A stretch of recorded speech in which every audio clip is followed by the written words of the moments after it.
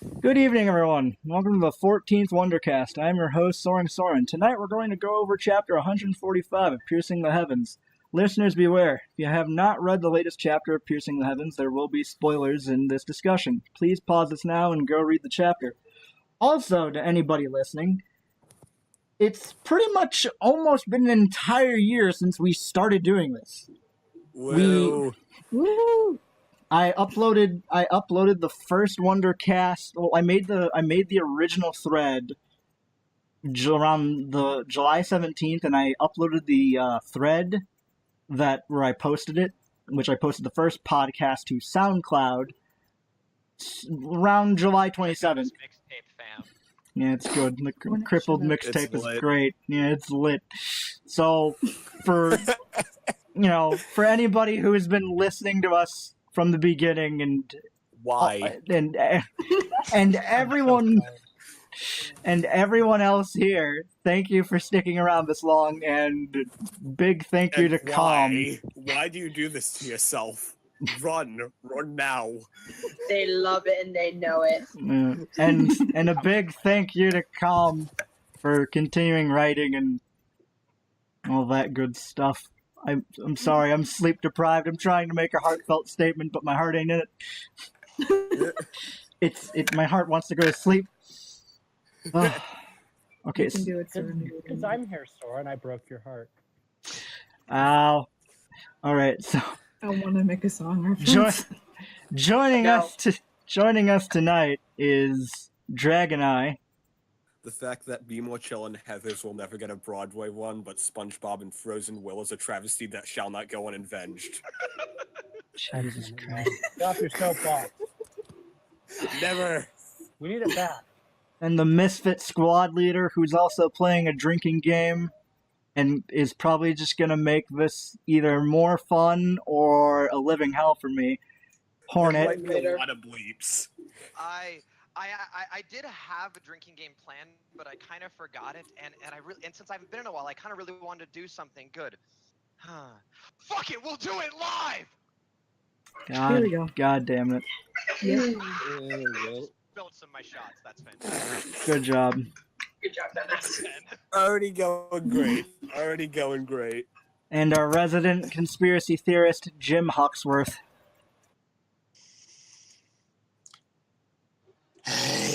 Oh, God. Also Gollum impersonator. He's great.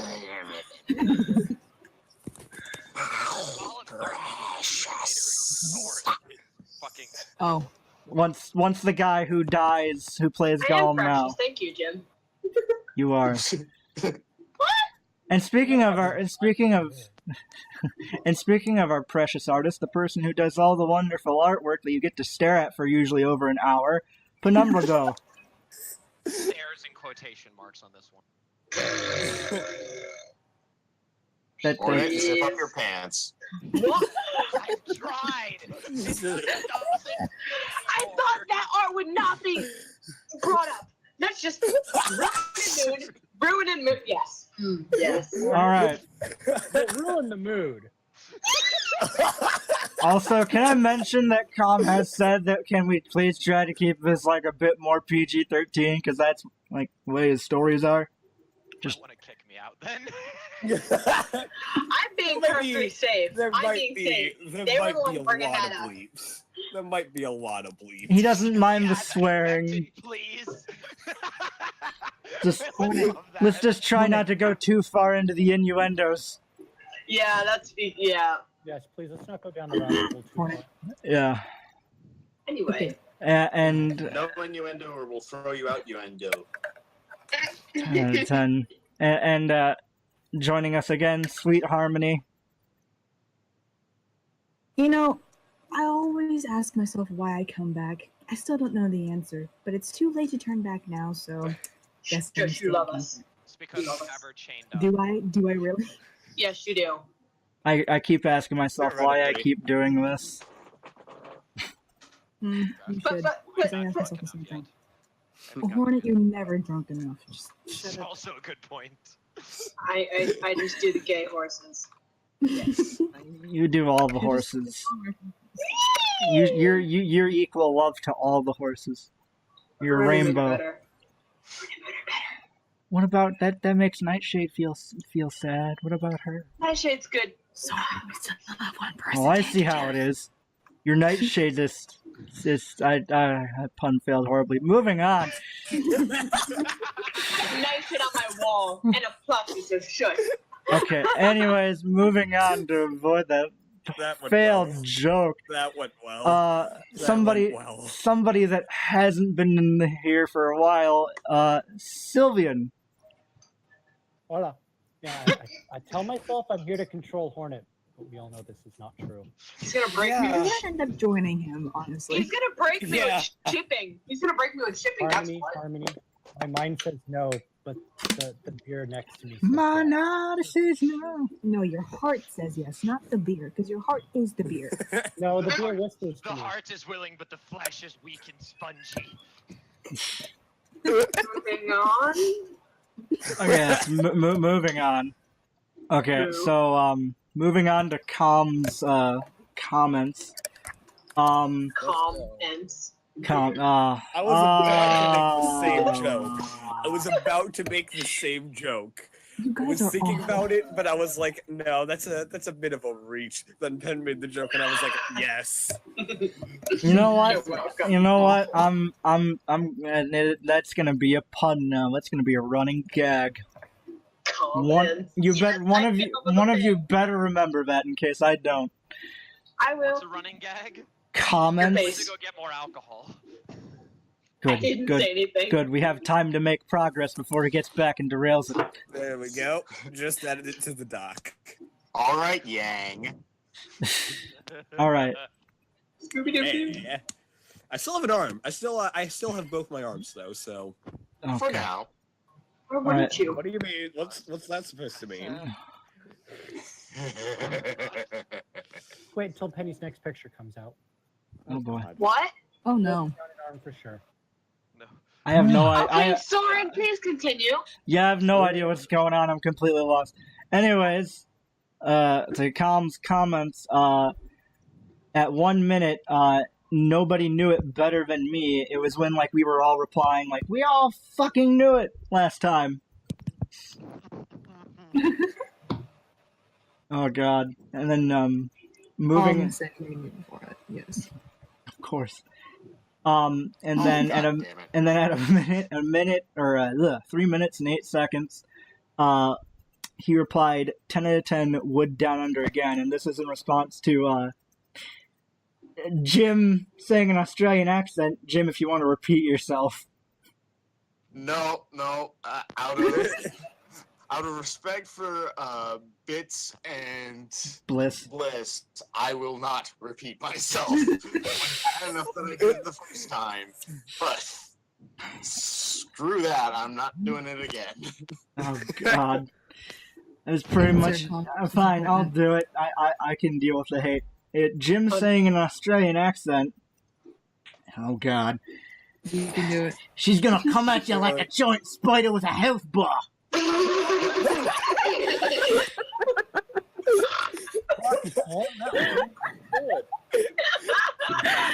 I don't know. Like I was trying to do. I don't know. Oh God. Honestly, Soarin, 5 out of 10 would haggis again. I always can either. I either mix up like a Cockney British thing or like somehow like a Scottish thing when I attempt Australian accents. So. I Oh. think it was sexy. All right. You think everything he does is sexy. Moving on. Moving on. Yeah, please I no. think his wheelchair sexy. Also no. Hornet, shut up already. Yes. Okay, so 4 minutes and 46 seconds into the last episode, we were talking about we were asking ourselves, how does the mind that conceived Twister look? And Witch's reply, non-Euclidean geometry. And Hey, you and said he, that correctly, I think. I did. It's not spelled correctly, but I tried. Oh. Correct thing, wrong spelling. And he replied, or he was pretty much saying, my brain plays 46-dimensional hyperspace backgammon. That sounds like fun. Sounds like something out of Star Trek. That sounds like what happened on my last acid trip. What do you mean, Hornet? Jesus. That didn't end. Okay. Oh god. Start off strong here.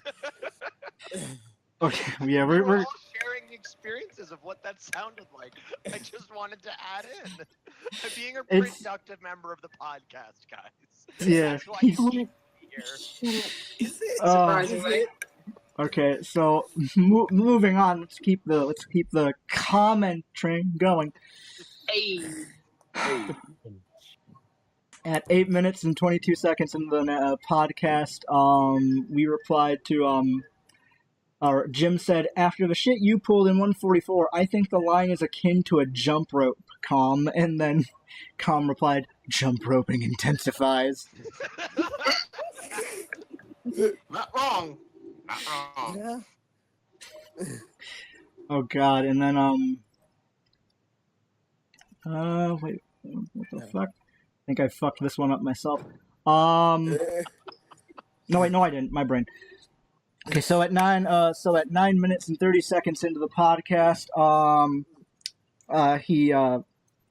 Animac brought up if Spitfire had a roster of renegades, and he was talking about how, like, if anybody else would have it, but then I think Playbits brought up that pretty much nobody else knows about the renegades, but everyone else knows about the Shadow Bolts. It was kind of rather confusing. So, but Com pretty much typed "thinking too hard," and I think Animac, you kind of were thinking about it a little bit too hard, but yeah. Yeah, and I don't think too hard. That lies the I don't know who highlighted that, but I was thinking the same thing. Oh, okay. So then, at 13 minutes and 29 seconds, I saw Bliss mentioned of how she's the mom and has to take care of everybody, and I brought up something about how she has to use her limited edition Thomas the Tank Engine Band-Aids when there's nothing left. And Com replied, "Choo choo, motherfucker." That's a Payday 2 strategy, where you throw the bags in a long line. Just keep a train going. Yeah, it's a bag train. And then at 8... Oh, sorry, continue, Jim. Oh, no, it's fine. And then at 18 minutes and 55 seconds, this was Hornet. You weren't there, but he was replying to one of your comments from the episode before that about how he got some time with Fleetfoot and was hugging her, and you were like, "We know what you're doing, Com. We know what you're doing." And we replied to that. He said, "Let me throw myself a bone," and then he replied to what we were talking about. "Let me bone myself a throw." I will Can tell we all of you. mention- I want to inform everyone listening that I have a higher comedic standards than to make a joke about that. I'm not aiming. Hold on. Can we mention Jim's comment on the note here? Because I feel like the listeners need to know about this. I mean, if Jim wants to say it. Jim? Let me bone myself. Oh, 2017. Yes, my vote. 15 minutes and 58 seconds. We were talking about how Com would write another Klopfic and it'd be a fleet win, and he replied, "No, never again." That's okay, Tom. There's many talented writers out there who will do it for you. Yeah, lucky. Granted, he never watches these. I wish he would. Cool dude. Maybe we'll get lucky. Oh, come on. Thank you, gang. Still. Oh God. Still. But Was that happens, necessary? we'll only get lucky if we stay up all night. What? Up all night to get fun. I just zoned out and you guys are being idiots. Yeah. All right. Don't sing it. I might get copyrighted. Oh, yeah. Dragon, Alright, shut up. alright, Soarin. So 20 minutes, 43 seconds. Dragon. Okay. I'll mute you. Dragon, yes, no singing, please. Dragon, I can smell the propane. Be quiet. Also, oh shit, I didn't. Okay, well, all right. Okay, wait, I remember what this was too. Okay. At 20 minutes and 43 seconds, we were talking about how we might do another clock flick reading, and how Witchy said we need more female voices, and PB replied, "Oh," in a male voice, "Oh, calm, hey baby, help police. There's a very large man outside my window." I love. No one was talking when someone first said that, so someone could theoretically make an isolated audio clip of just him saying that. Okay, all right, and then you know what? All right, so at 22 minutes and 40 seconds, and Can I do it? yes, you can. I forgot to. No, Hornet could do it. Okay, well, all right. Well, does anybody have a coin? We'll do a coin flip for who can do it really quick. If nobody has a coin, I have coins. Heads or tails? I've got a book. Shit. Heads. Get him. Hornet gets tails. So I go. Dragon. Drag. Okay, Yes. so so not yet. So pretty much this was in response to when we were talking about how we thought that Shinestruck and we thought Shinestruck actually knew that Spitfire was the third copycat, but we misinterpreted that scene horribly, according to Com. So his response to that was, Dragon. Yeah. I'm gonna go get a bottle of water now. Hold on. Why did you think that was a good idea? I didn't. He's been spending far too much time around me. I have. I really have. We all have. And on Hornet. that note, I'll take another shot. Oh. I'm getting the Look, wait, we haven't got anything anime related unless we're doing memes too. I mean, I'll do memes. Why too. not? Why not? Well, I've been referencing Ruby this entire time, so. That doesn't count as a meme. That's an anime show made by Rooster Teeth. Yeah, which kind of But I thought doesn't. you were drinking to anime stuff. I mean, Ruby. I didn't notice. I don't. If someone, okay, if he makes a Ruby reference, someone pointed out to me because I guess I'm gonna get really drunk. Then. I mean, I've already technically, made like 3. hypothetically, you want like me to die right now? Ruby- You want me to die right now? Ruby might Yeah. not be considered anime, but anyway, we're getting off topic. The whole, if we ever do an off-topic thing, I'll totally give Jim the reins, and he could do one about Ruby, or at least have like 15 minutes to talk about it, maybe. Or I don't know. Topic. If we do off topic, I'm doing WonderVerse meme discussions. Oh dear. All right. Anyways, moving on before I let that nightmare play out in my head. 27 minutes. Wait a minute. So we were talking about how Silver's death and whether or not he should have died, and Siren Bliss said, "I think he pulled a Sherlock and due to the outrage brought him back to life." Com replied, "Nope, Silver was never meant to die. It's been in the outline since the start." But I knew then, it. but then he adds on, "Never meant to die at that point."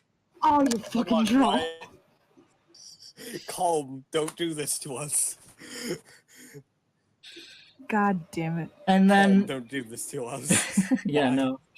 At that point, he had to add on to that. No, when I was reading that PM, I was like, I read that one and then I scrolled down more. I'm like, what you gotta do? Why you gotta do that? No, Does that Calm, count as an why? anime does that count as an anime ex machina? No, that's just No. bad, that's- shitty writing. Wait, not calm, not Silver dying, but the whole Sherlock thing. Okay. I totally thought you just got on calm there. My mind just was like, holy fuck, I mean, I'm in the camp. I'm in the camp that Silver should have died. You're in the camp. I'm in the. You're in- That's me. That's me. Yes, yes. Welcome to the second bleep of the podcast, Hornet, folks. we established that Soarin is in the Silver Death Camp. Yes, I am in the Silver Death. It's on the island of Tropico. Anyways. So should we bleep that? It's fine. It's fine. It's Moving fine. on. Yes. Okay. Is- So at 29 minutes and 8 seconds, oh god, we were talking about, or Dragon, you said something about how Calm may not have emotions. Oh yeah. Yeah, and then Playbit said, I've seen his emotions at Dave & Buster's, and then he brought up spinach dip, and then his reply to that was, we lost so many good men to that spinach dip, and I'm just like, what did that do to you? God. It's Audrey too. I mean, did it? No, nothing. I have no idea what you're referencing. And then, oh wait, okay, so this was at 37 minutes and 10 seconds. This was in reply to actually one of your comments, Hornet, from the podcast, the last one you were in, where you Oh no. said something about how like Ruin does all this like crazy teleporting, it was either Ruin or Twister, teleporting, teleporting, just teleporting, teleport in. teleporting, and you said something along the lines of Ruin and or Twister has like like God's testicles or something, or Isaac Newton's testicles in like a jewelry box, and Oh yeah, that's what you I said. squeeze them, and Jim did almost a good impression of you, and Hold on, Jim. Can we hear it again? he'd have to I don't know how I go pulled it off. yeah he'd I have don't to go even know. look it up. I can I go. don't even know how I pulled it off serious. the first time. Yeah, no, he said he But it was yeah 37 minutes and 10 seconds for episode 13 is that's the probably timestamp mark. that's probably Can you do an impression of my Ruin voice or just my voice? just your voice. Holy shit. Yeah, and then yeah, you might have to go like he usually puts the timestamps right where it usually ends, so you just got to go like maybe sometimes it could be a minute, sometimes it could just be like Alright, maybe we'll 10 to just move 15. Yeah, and he said in response to that, "Fucking hell, that was spot on. My sides hurt." So 40 minutes and 50 seconds later on, in Com's reply to our reply to him, It's reply section. yeah, I was gonna say. this is like getting like this is getting pretty fucking. When will the reply top stop spinning? So we were replying to one of his comments that said, "I'm clearly dead wrong when it comes to predicting lengths," and then Playbit said, "There's an innuendo joke there, but it's too easy. Sorry, Com." And then he replied, "Mitch, don't make me poke you from across the Pacific." Wait, I don't know. Wait. I don't know that jokes could be Canadian. If it's too easy, I mean, like. Oh, enough with it. Dragon, In the corner, walk off a fucking cliff. you go in the can. Dragon. Just Don't make me cut your right arm off and dye your hair blonde. All right. Wait, what? Point taken. Hornet, take another shot. Oh god. All right, so at 44 minutes and 20 seconds, we were talking about how I think Com messed something up and he had to like he couldn't remember his own. It was about the Nimbus and how old it is, and like he couldn't exactly remember what it was. Holy shit, Jim, I just listened to that impression. What the fuck? You make me sound like an autistic nerd. because you are an autistic nerd. I was about to say like he did. With a massive anchor. Yes. I never said it was spot on. Leave that all out, you fuckers. Oh, Fuck. I'm not gonna bleep it out. It's just gonna be an abrupt cutoff and then me continuing. No. It's Hornet. just one long Rick and Morty burp. Hornet, shut up! Yeah. Okay.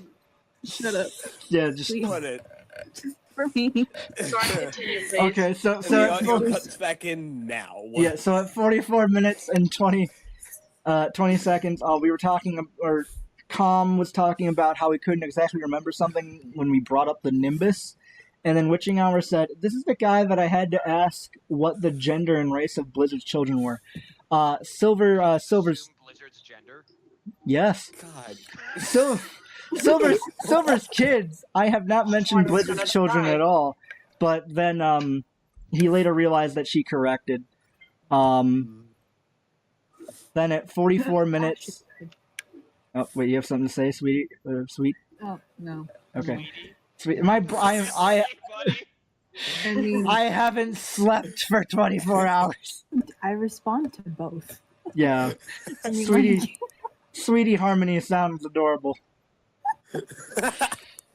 oh dear God. Anyways, 44 minutes and 44 seconds. We mentioned Com should just he should have a PtH Bible and just have his general idea of lore laid out. And he replied, "Sometimes I get a little lazy." No shit. And then his last comment. PTAs compel you. Yeah, he should just have a PtH Bible, a reference Bible of sorts. He really should. I think Witchy, Sil, and I are kind of writing that ourselves. Oh boy, I could just imagine you actually. Dear God. Could just imagine you actually print it out and just mail him. There, that way you never forget your own lore ever again. You guys have problems. Just send him a pair of reading glasses too. You're getting old. You're getting old, dude. I would like to update all the listeners because I want them to all suffer with me. The Oh, artist no. Emily just put up NSFW Oh, commissions, God. and now they're closed, and that makes me depressed because I actually had the money for them. No. Shut up, Hang Paul. on. Okay. Anyways, and then this one. Jim, you said you'd go research this. Oh. Yeah, I figured you might have forgotten, but this was about how Com pointed out that we're missing something with Mistyfly, and something happened in Sky High, and how it has something to do with the fake chaos and or crystal magic and just chaos magic in Yeah, general. no, she can hear the magic. If there's something else that he's referencing, it's a very, very small detail. Either that, it's hidden in plain sight, and we're just overlooking it because he says glances harder at flying sky high in all caps. Yeah, it could just be us being stupid. Which I am Right. probably the highest one here in terms of stupidity. No, I mean, it's I'll probably me. go ahead and reread the whole story again just to get it fresh in my mind. But I mean, yeah, no, that's the only detail that's really standing out. yeah, I thought about it, and I'm like, I have no idea what he's referring to. And since we're only doing one chapter this week, which I'm sure most of you are like, thank God. Yep. So My hand is thank God. Easy drawing. So we're going back to the format. If any of you can remember any of the theories you had from last episode, or for those of us that weren't there, so if you remember any of your theories from the episode, the last episode you were in. We're not gonna remember this. Oh God. I already don't remember this. Same. I don't don't. remember what I did today. Never do I. Why don't you ever remember what you do? Well, Actually, I do, but I'm sleep deprived, so it's just. So true. I'm probably not even going to remember recording this. I'm just going to realize that my hard drive space is significantly slightly small. And I'm like, what's taking up all this? I didn't download anything. And then I'm like, oh, I recorded this. What did I say? I just remember, and then I just get to the part where I read that thing out, and I'm like, God damn it, Hornet. Alright, so, if I don't think anybody... Well, no, wait, the last podcast wasn't less than a month ago. I mean, for those of us that were there. No, it was like a few weeks ago, but if nobody can remember, I'm just going to skip ahead if nobody can remember if their theories were right. Oh gosh, I don't. Or at least, like, Was that the podcast where I think you actually left early? No, wait, no, you didn't. No, you didn't No. leave early. it was because my power went out. Oh, okay, I yeah. think. Wasn't that the one? Yeah. Yeah, And because that was where That where was I actually dropped a lot of heavy theories. oh yeah, no, that was so actually it was more than a month ago because I actually didn't upload it until a few weeks ago. So granted, you guys will write them. Derp. Yeah. Okay, so okay, so if no one can remember the theories, it's been a rough summer for some of us. So Yes. forgive us, folks. So if no one can remember, we're just gonna dive right in. So I guess starting off would be our reaction to Sombra's skills, like his sheer mastery over like his type of magic or anything like that. And I just wanted to point out that if anybody here has seen Final Fantasy 15, and Calm has said that he kind of had the general idea and look of it, but before 15 came out, but I think he said that he might have been slightly inspired by it, because when I saw the picture of the weapons orbiting Soarin, I was just like, that looks almost exactly like the 15's the new one, right? Yeah, 15's the new one, and the character has like these weapons like orbiting him at certain points. It's See, My brother got it. Dragon. See, I was reminded of Velvet Scarlatina from Ruby. Yeah. That's another one, Hornet. Oh, fucking Christ. But yeah, no. Still had nothing to do with this. For those who aren't familiar, basically her ability is to mimic the skills and abilities of people that she's taken pictures of and use hard light copies of their weapons to fight. oh Jesus! It's a lot more badass than it sounds. Oh yes. I could see how that like might Watch Ruby is what we're saying. Nerds. stop plugging in for Rooster Teeth. They're not giving me any advertisement money. They should. Like, Give me some of that ad they got revenue money. and let me have a voice in the new season of Red vs. Blue. I could have heard Vernon Moon for a minute. I mean, it technically is Red versus Blue. Oh God. Oh no. Anyways, What have you done, Soarin? I don't know. I'm gonna stop. Now. Yeah, that's probably smart. Anyways, God. Zol added a note here. Sombra is often seen as a powerful unicorn, so it makes sense, but I think his magic wasn't fully there because Soarin was still residing. Thus makes his blade blunt and magic flicker at the harder attacks, or he was getting used to the increased magic by being rebuilt by an alicorn? We can rebuild him. We have the technology. Well, Well, I mean, that would... Oh, Dragon, shut up. the bionic, man. Go on, sweet. But okay, so the reason why I thought the magic was, not, the weapons themselves weren't fully developed was just because, it's a new body, and technically, like, of course it's not his, so he has to get used to it, and also he hasn't really existed like physically in God's know how long. Well over So, 1,000 years. like, yeah. Well, So I mean, like, well, technically,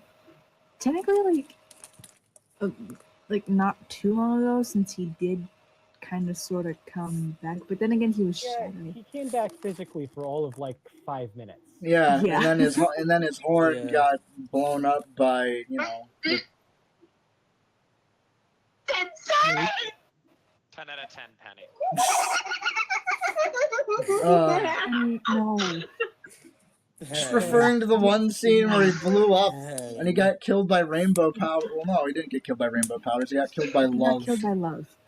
Anyways, Yes. but yeah, I mean that's just my personal thought. Like I feel like really the only reason why his magic wasn't fully developed or to its fullest potential as it could have been at that moment was basically just because he was physical again for the first time in forever. I mean, whatever. I mean that obviously, like whatever essence of him survived, like Celestia decided to seal away in herself. So he might not be completely whole, so to speak. Like he might. That might be like one, like his core, but yeah. My reaction to his heals were considerably less favorable than a lot of other people I know because I mean. No, I mean this is coming as someone who's an author myself, and went to college and learned all of the stuff to be an author. From a literary standpoint, it was bad.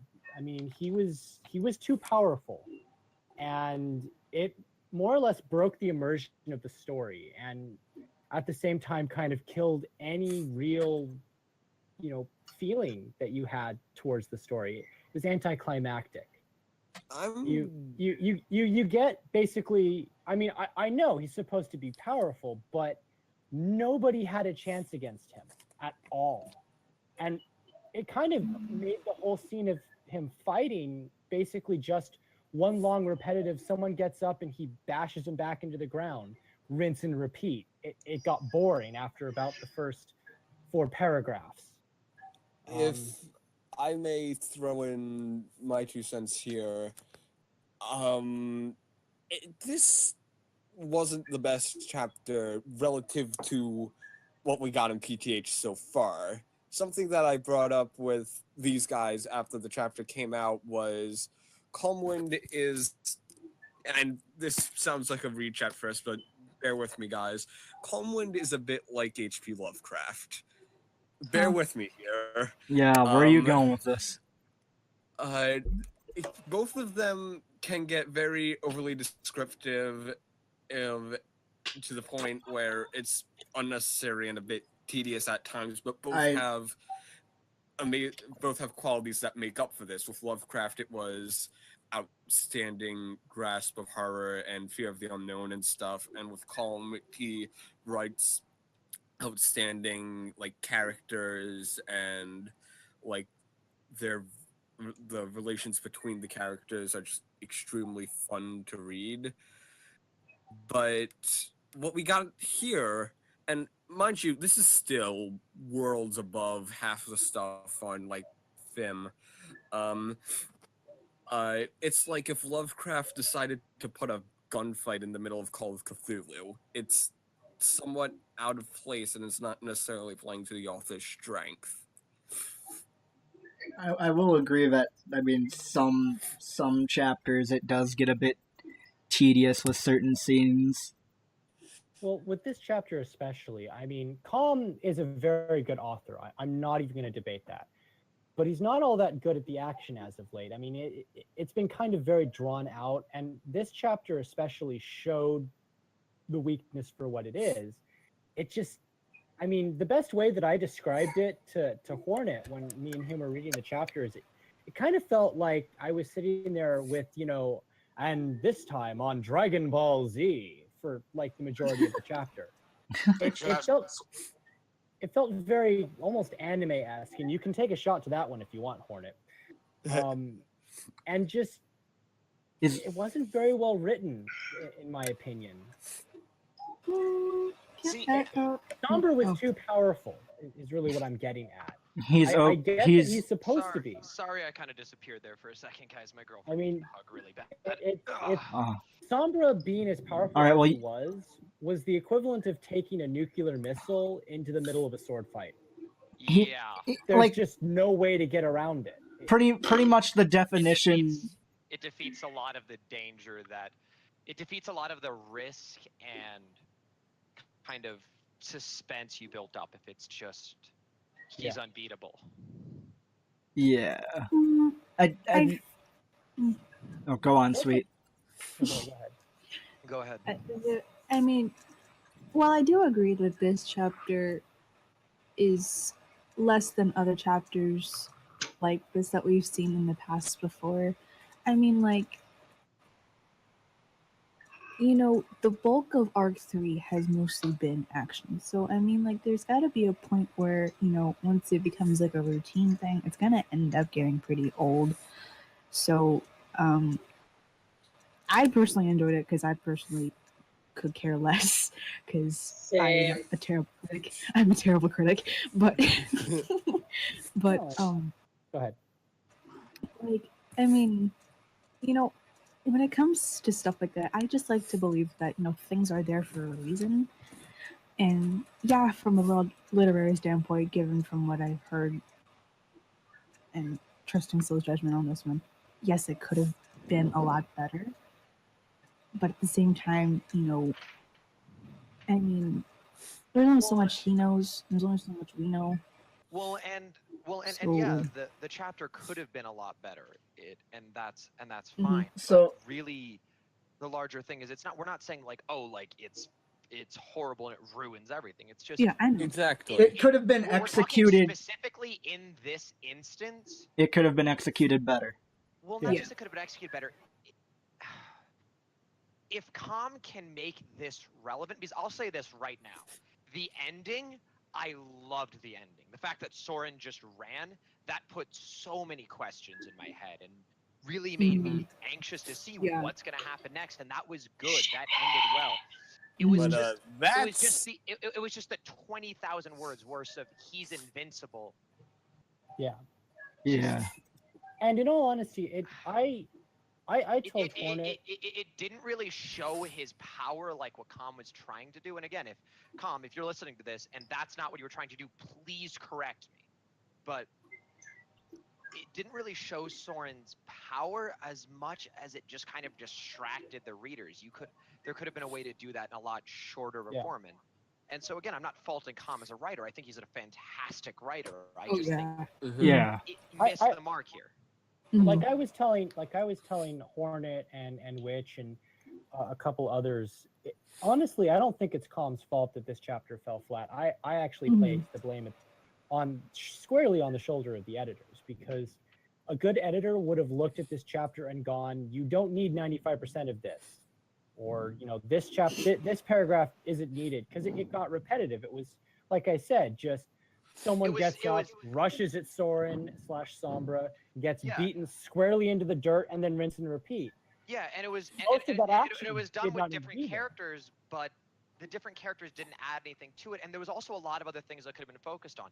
That whole thing with Shadow and Sin, the fact that Nightshade seemed to come to at one point, and that begged me so many questions. How long has she been gone for? Has it just been since I guess Kane Ost kind of influenced her with the crystal magic, or has it been since the crystals even started? How long has she been in this haze? That brought up a lot of questions, but that was so detracted by these actions, and that's why I say Com's not a bad writer. I don't get why he focused on the action there, not on the other stuff, the stuff that really would have made this climax really come together. Yeah. And Com can definitely recover it. There's so much you can go from here.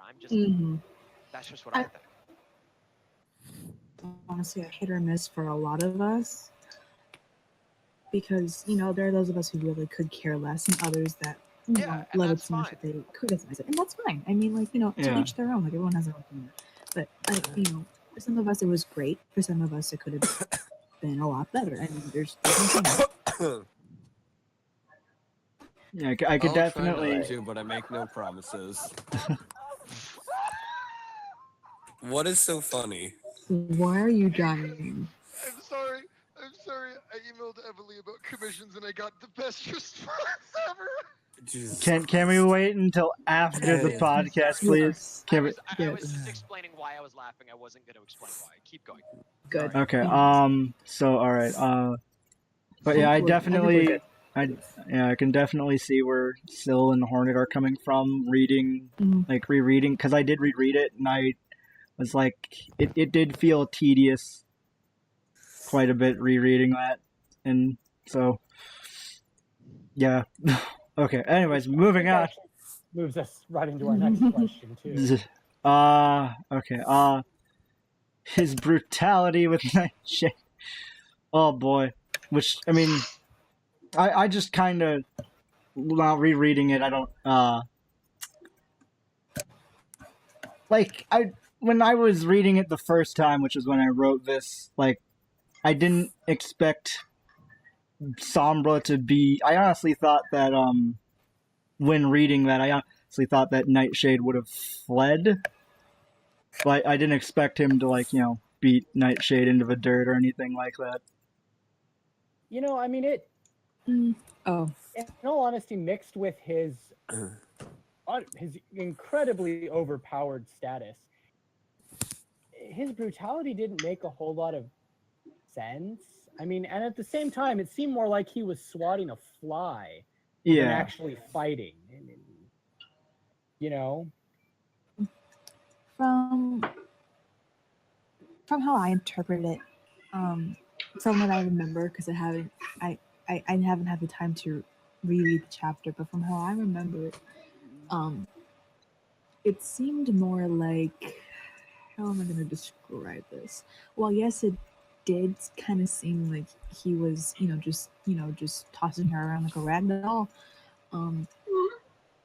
It sorry, Penny. Her face right now.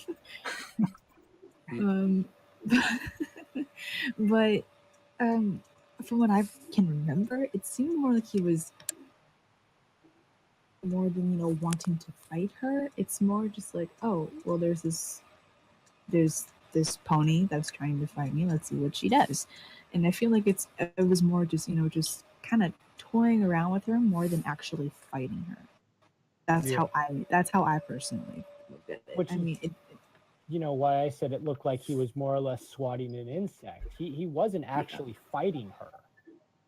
I feel like he was more just watching her, if anything else. That's what I felt. I mean, like, yes, he had to do, like, evade her. As Syl said, she was. So of course, he had to swat her around, but yeah, like she was. He that's just acted like he was swatting a fly, or just, he was an adult and she was a child. More or less, Nightshade was a redheaded stepchild. Oh, I'm awful. I'm going to hell for that one. So let's stop killing Pen. Yes, we're being mean to her waifu. Sorry, Penny. Oh, her face right now. Insert a I have picture of to Penny stop. Fantasy. I have to look at that and the Word document at the same time. It hurts. Okay. Oh, stop, please. Blade's decision to abandon Nightshade, Shadow, and just attack Sombra regardless of, even if, like, they're, because didn't he say that they were supposed to get Soarin before the horn was crushed? Yeah, and basically, that was their. No, go ahead. That was their contract. Yeah, that was their contract before, to just get Soarin in one piece without the horn being, And that kind of brings up, like, now that it's destroyed, what are they gonna do now? What's Kane? Yeah. If they report to him, what are they going to do? Like, is it even worth it? Like, because, for as long as we know that whatever their contract was to get Soarin in one piece. They never knew why. Obviously, I don't really think in this situation. I don't think they knew why. They just had to get Soarin, and so like, I remember Blade or Void, or one of those two, saying how one of them said, we can't fight that thing. Like, did you see what they did to Nightshade? And he was like, we have a contract to fulfill. We need to get that thing back to the voters and stuff like that. And it's just, they were doing it more in business more than wanting to get the job done, rather than just, screwing around like they kind of sort of have been in the past. If I remember that correctly, because yes, I'm out of it. I think we're having another podcast where a good few of us are out of it. Best type of content. We make quality content over here, folks. Oh yeah. All right, Oh yes. oh yes. Oh. And the ensuing fight between Angel, or the fight between Angel and his man crush on Soarin, and Zul'jin, who's an author in the expanded WonderVerse, added a note here. Angel likes muscles, but hates dumb. See Sin. True.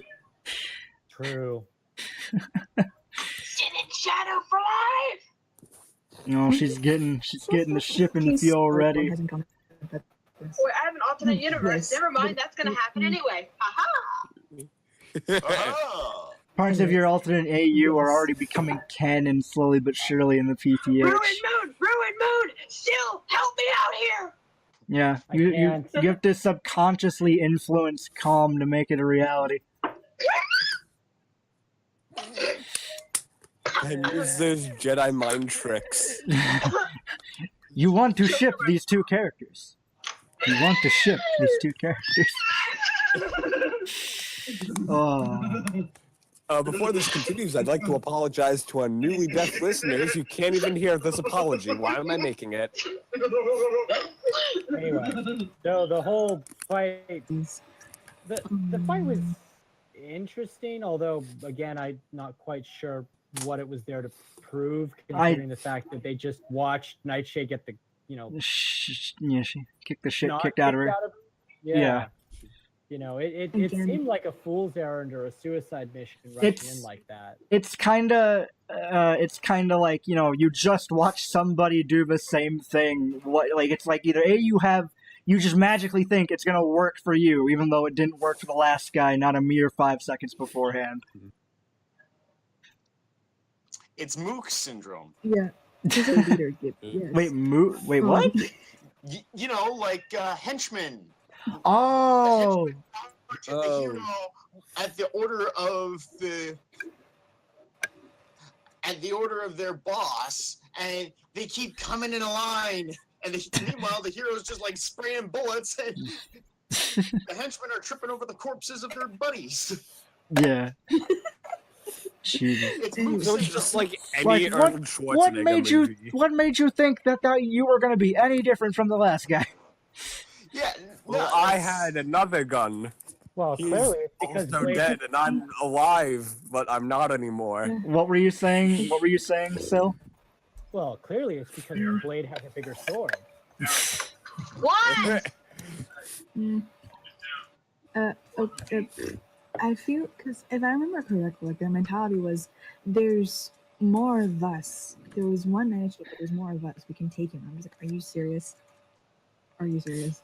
Like, do you not? One, he's huge. Two, He's an ancient OP, and a pseudo Alicorn knockoff who fought in a war with like evil dragons dragon. 1,000 years ago. So He fought gods and monsters. he's in several leagues above any of you. like, this is what he calls rusty. Yeah. This is what he calls an average. This is what he calls a brisk walk workout. Yeah.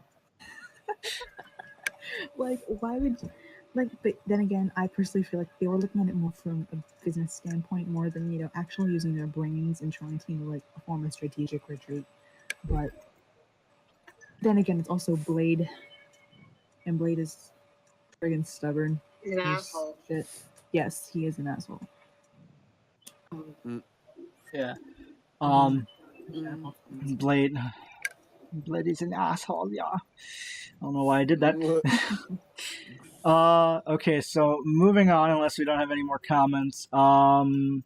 Sin saving Shadow, and I bet that was plenty of shipping fuel for Penn. Q Not just that. Oh dying. yes. Like we hopped on a voice chat right after this and just literally gushed over about these two for an hour at least. I'm surprised I made kids for them. I'm surprised I didn't see an influx I of did like too. any new art with them. Like we're like children for them, you guys. It will be done. It will be done. I need to finish this thing with Ruin and Moon first. like Shadow like nuzzling like Sin in a hospital bed. Anyway, And I would now like All to right, apologize to our newly deafened listeners. I don't know why I'm apologizing because he can't hear this. You You already- totally used it already. the Yeah. whole thing with Sin saving Shadow, and then Shadow saving Sin with her crystals later on, which is a topic that we'll cover later, honestly was the highlight of the chapter for me because Agreed. Yeah. No, it was the Yeah. it was the only break in the equivalent of watching a lawnmower run through a colony of ants. I was so worried about you making an anime reference there. Okay, fine. It was no. the only break in the middle of watching Goku attempt to charge up his fucking God Kamehameha damn it, blast. Phil! Are you trying to kill me by alcohol poisoning? Yes. You know what? Hornet, Hornet. In the you mentioned podcast it before. Why image, don't you just stop it? just have like Hornet going, God damn it, Phil, like taking a shot with the most like displeasured look on his face. No, Hornet has to be in the background I was with like chugging a from a bottle pineapple of in his tequila hand. No, Yes, anyway. saying why the hell am I because I'm not drunk actually yet? drinking crack. Okay, whoever was talking, All the continue. viewers is 94. Yeah, that was Hornet, that was Hornet, sweet. shut up. But anyway, as I was saying, the thing with Sin and Shadow was the only real character development we've had in the past couple chapters. Oh, There really yeah. hasn't been a whole lot. It's mostly just been focused on Soarin's Action. horn and Yeah. people getting the ground shoved into their face harder than midnight. I hate you. Oh, I hate you, Sil. Oh, which Oh my I mean, god, so Oh. I mean, I really am like interested in like the dark magic and everything involving Soarin and everything, but And I'm interested in it too, but there really wasn't a whole lot covered on it. I mean, it was yeah, mostly, like I said, it was mostly just Soarin possessed by Sombra beating everybody senseless with a break in the middle of Shadow and Sin actually having some good wholesome character development. and then we went right on back to the Soarin. Yeah, and then we went right back into Well, to Soarin shoving everybody's face into the dirt. because I mean, it wasn't just character development, but it also kind of answered some questions too. Because I personally started noticing a trend with Shadow, how she would always go back for the ones who were always were about to get left behind. She would always ask for, what about so and so? What about this guy? What about that guy? Like, or why are we leaving them? Like, Yeah. Shadow Like- and Sin and then care about the other Shadow yeah, and a lot more than the other commanders. Yeah, and this proved it Yeah. because it not only proved it, but it really solidified that Yeah. fact. But take your time, so but the interaction between the two of them not only gave them character development, but answered questions, or and solidified any idea about their character that we already had before. Excuse you, Dragon. I can do better. I didn't think anyone I heard know you that. can. Just please don't. And so, yeah, because like I said, like I personally, because there wasn't really much to Sin that we knew of other than him wanting to fight. And he loves Silver Lining. Yes. Silver Lining is his, yes, Silver Lining is his senpai. But we never really knew much about Sin other than the fact that he loved to fight and he always wanted a good fight. That was really the only reason why he fought, just to get a fight out of it. But Shadow, we already knew that she probably already cares about everyone else. I feel like out of the two of them, Sin probably had a bit more, because we only see him as being like the idiotic macho stallion of the Shadow Bolts who just wanted to fight just for the sake of fighting. But here you see him, scared for someone else. Like, his quote unquote stupid demeanor was kind of, washed away once he started to see that, oh my god, Shadow's about to freaking die. I gotta do something. And he didn't even think twice about it. So the romance. he saw no other options. And even if he did have any other options, I don't think he would have gone for them because, I don't know if it would have just been, spur of the moment or, cough off. He actually likes her, cough cough. Yeah. But the shipping is strong. yeah, The babies. I'm totally not thinking about my kids that I made for these two. I'm totally not thinking about them right now. Sweet homie, I beat you to that long ago. Yes, I know you did. I know you did. You beat me to everything, but I'm still totally not I thinking learned from about my Sil. I swear it's his fault. It's all I've my been spending fault. too much time with you guys. Like, it's starting to infect me too. You guys I need to just stop. I just see like I just imagine another cute picture with Shadow and Sin, but I'm not gonna say it because Pen's probably gonna squeal. Just tell me in Skype afterwards. No, I want to know too. Yeah. Penny PM it to me. Anyways, now that I'm done, I'm gonna know. Okay, yeah. Okay. Did anybody else have something? Oh, hey, car outside. I don't know. That's probably gonna be caught on the podcast because that was somebody just honked. Oh, hey, car. Yeah. I'm like, oh, hey, that's probably gonna be heard. So if nobody had anything to add on to that. Well, we go right into that. That Blade obviously does not care about his comrades as much as Sin and Shadow do. So, Well, that's kind of the weird thing is I think Sin and Shadow just care about each other because they actually showed some level of kindness to each other because comms made it very evident that the Shadow Bolts care about their fellow Shadow Bolts to an extent, Yeah. but that what Sin did was a little more personal. yeah. Because no one just, just throws himself like that over someone just for the sake of saving them. Like, they would find some other means of saving them. Kind of like back when Little Star took the hit for pushing him out of the way.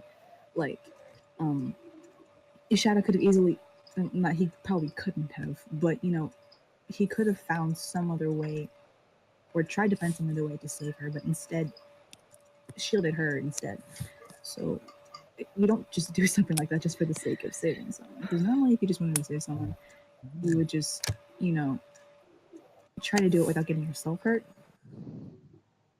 When you take the hit for someone else, that's something completely different. That's on a different level.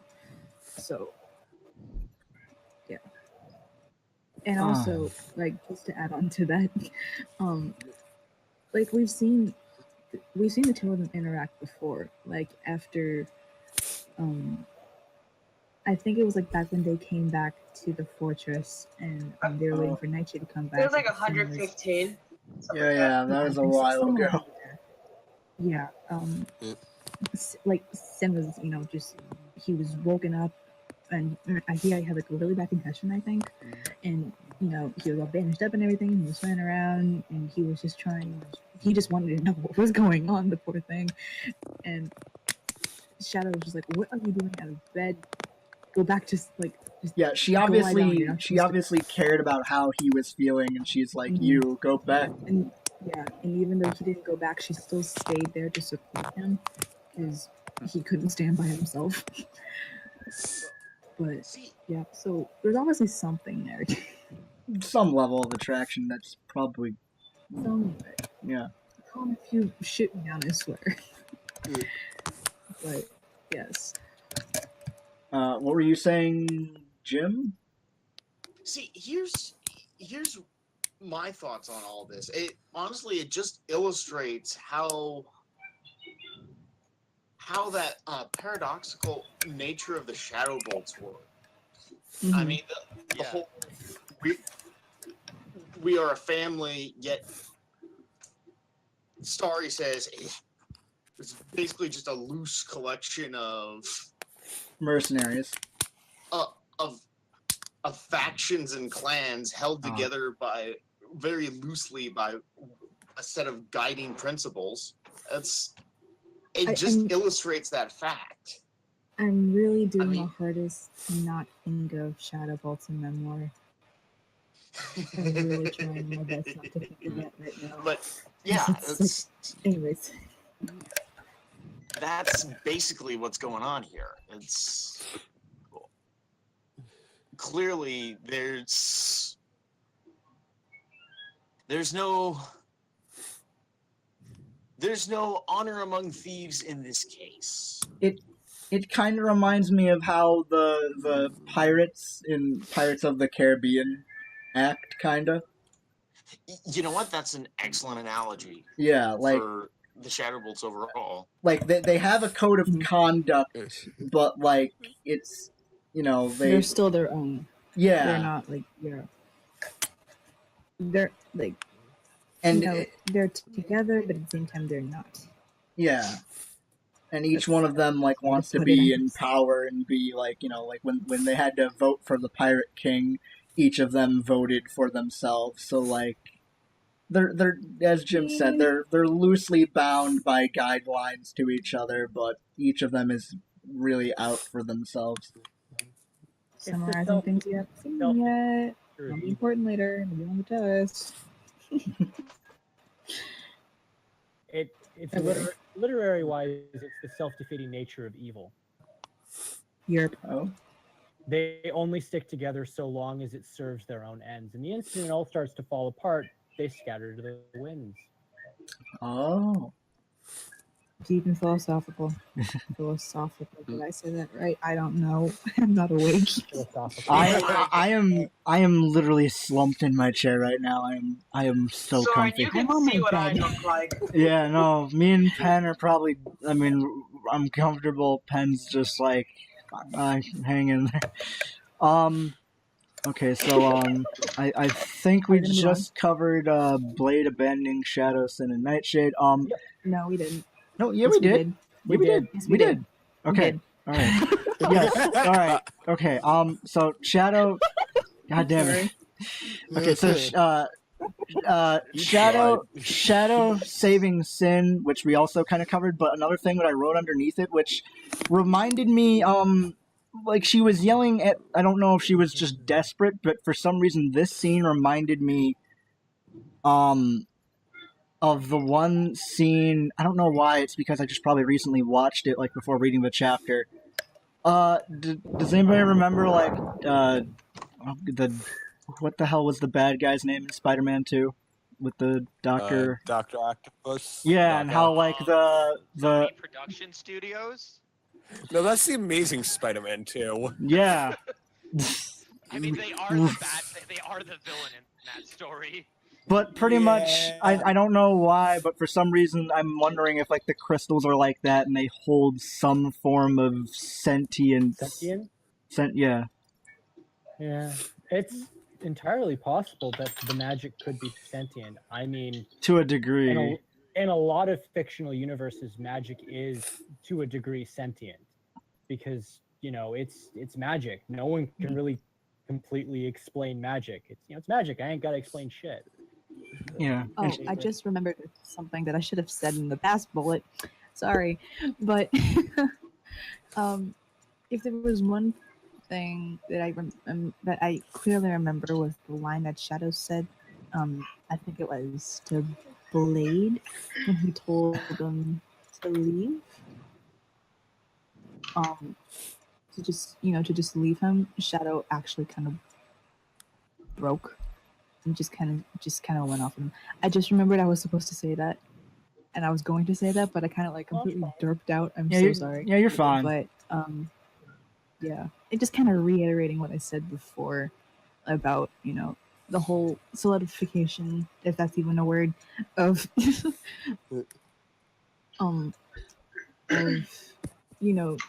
just of Shadow's guess you could say of her care for the others and specifically for Sin in this case. it was just like, how many more of us have to die in order for you to actually start giving a damn about the rest of us? Yeah. It's like, because for Blade, he's just there. He really, like, as far as we know, he really doesn't have any other motive than just, I want to get paid. Let's just get this over with. Yeah, and I also think that he's just in it for the power and just power tripping over everybody. Yeah, because when Nightshade was out of commission, he was the temporary lead of the Shadow Bolts. So I mean, like, he's honestly low key salty about her, just running off and doing these on her own, and then all of a sudden exploding. But of course it does. You are the king of salt. But So encourage him. reiterating that fact. Wow. But yes, yeah, I was supposed to say that a while ago. I completely derped, but yes, you're fine. I just wanted to mention that. Yeah, I just wanted to mention that line just because of how, like, I guess I could say sort of how eye-opening that was. Because I mean, like, I personally didn't really realize that that trend going on until she brought it up, and I'm like, why did I not see this earlier? It was so painfully obvious how much the others really don't give a shit about Shadow Bolts. So I'm just like, I feel stupid, but yeah. Yeah, because wasn't it when Trance, or I can't remember who, it was either Trance or Your favorite midget. Who died first? It was somebody. It was somebody overusing the crystals, and they were pretty much like, Devil. Devil. Okay, was that Devil? Oh, okay, Devil overusing the crystals, and wasn't it also Shadow that was upset with Devil? I think. It was Shadow that was upset over losing Devil, yeah. Yeah, and pretty much everyone was like, he had it coming, Darwin Award. What an idiot. So, I mean, she obviously cares about everyone else, but, as you said in that line, I practically memorized that line. It was just like, how many more of us have to die in order for you to start giving a shit about the rest of us? Like, yeah, okay. I'm done. Okay. We can move on now. But anyways. But back to the Shadow Saving thing. Yeah. That whole point that we were supposed to be going over. Well, I just I mean, Shadow Saving Sin. It was a really emotional scene, and giving the crystals, and how it seems that they're bound to their owners, and giving it to somebody else seems to be quite the difficult process. Yeah. And just how it was yelling, like, no, and once again, we don't know, as Syl said, magic is complicated. Yeah. It's like you said, like in a lot of universes, like, magic is known for being somewhat sentient, like, to an extent. So I found it really interesting, honestly. Because it kind of opened more doors as to where magic can go in the WonderVerse, or at the same time, it also brought up a lot of questions. Because now we know you're bonded with a crystal. You really can't. Well, we don't know exactly if they're completely bonded, but maybe it's like, because it's bonded, but I guess once they're quote unquote aware of who they belong to. Yeah, I kind of view the crystals somewhat like parasites. Like, maybe they're feeding off, because we don't know. We really don't know, like, a lot about them. So maybe they're like parasites or something, like feeding off their host. Like, I see something. I mean, there is considering what happens when you lose your crystal. Yeah.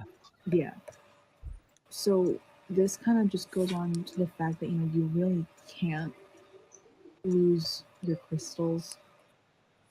Like, you literally can't, because I will not make a joke about crystal meth. I will not make a joke about crystal meth. I will not make a joke about crystal meth. Or I will shove my foot up your ass. I'm actually surprised Hornet has been this good and this quiet. I want to give him a gold sticker. Don't, Soarin. Evely for porn right now, so there should be no And credit you there can goes the other boot.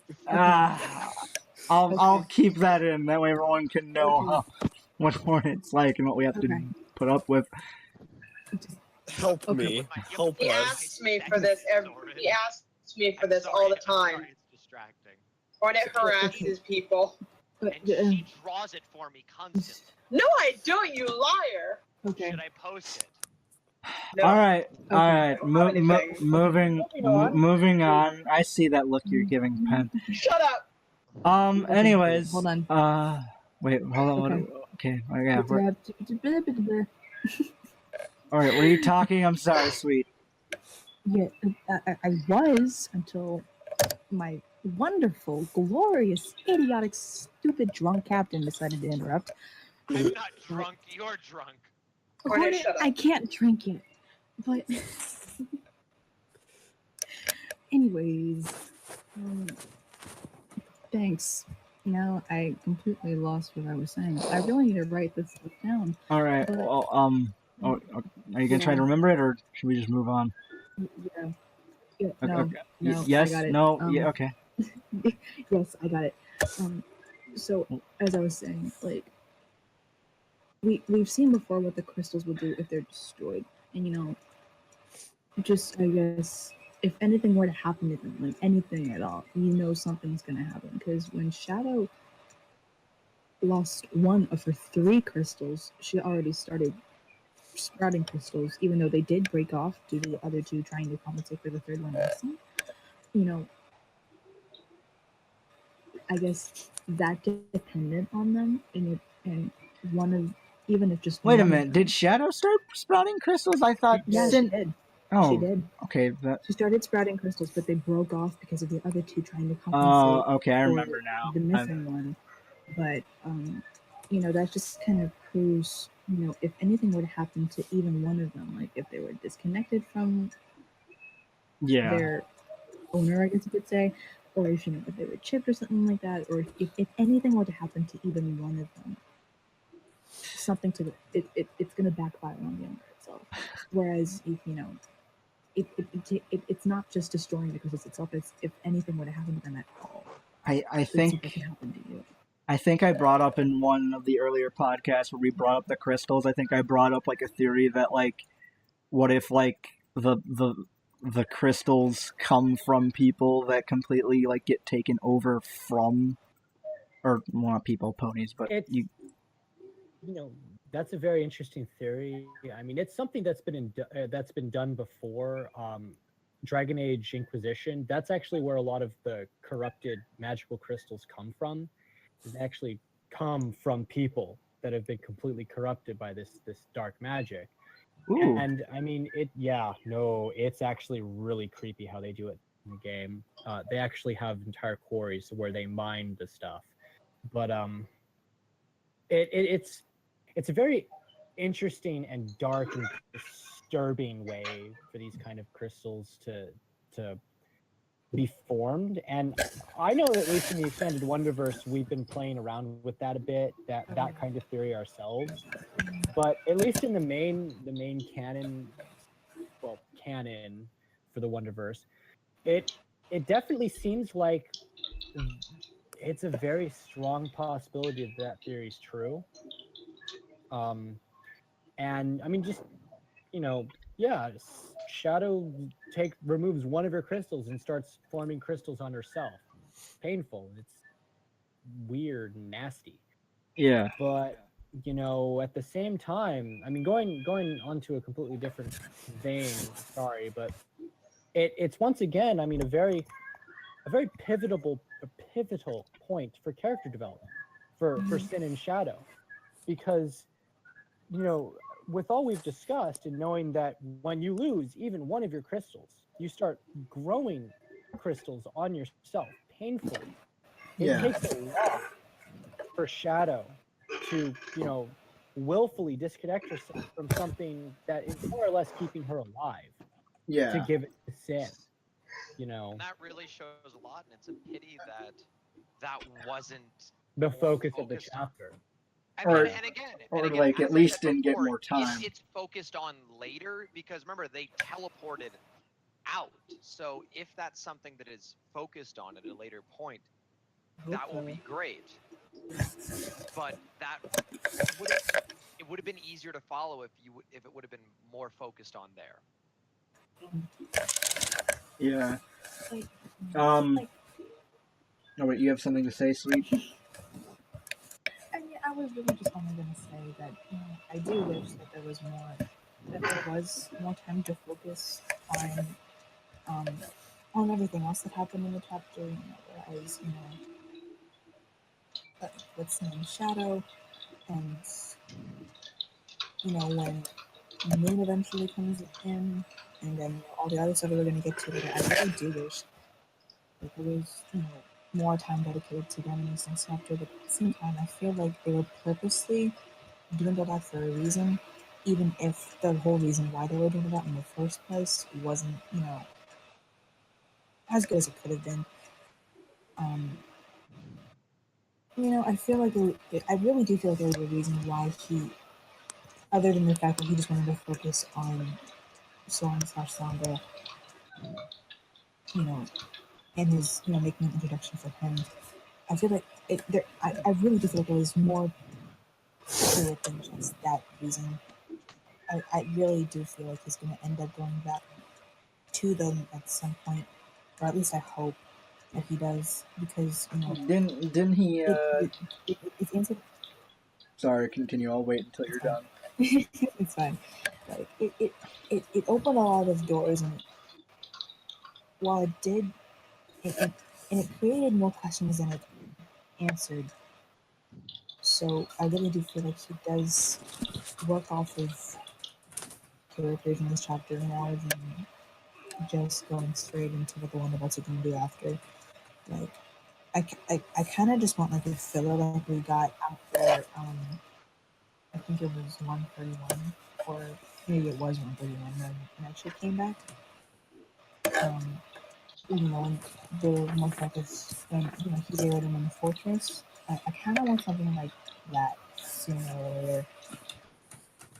I mean, Because I want more. he did say that he, I do believe in his most recent blog, as of this being recorded, he did say he was going to split up the next chapter, I do believe.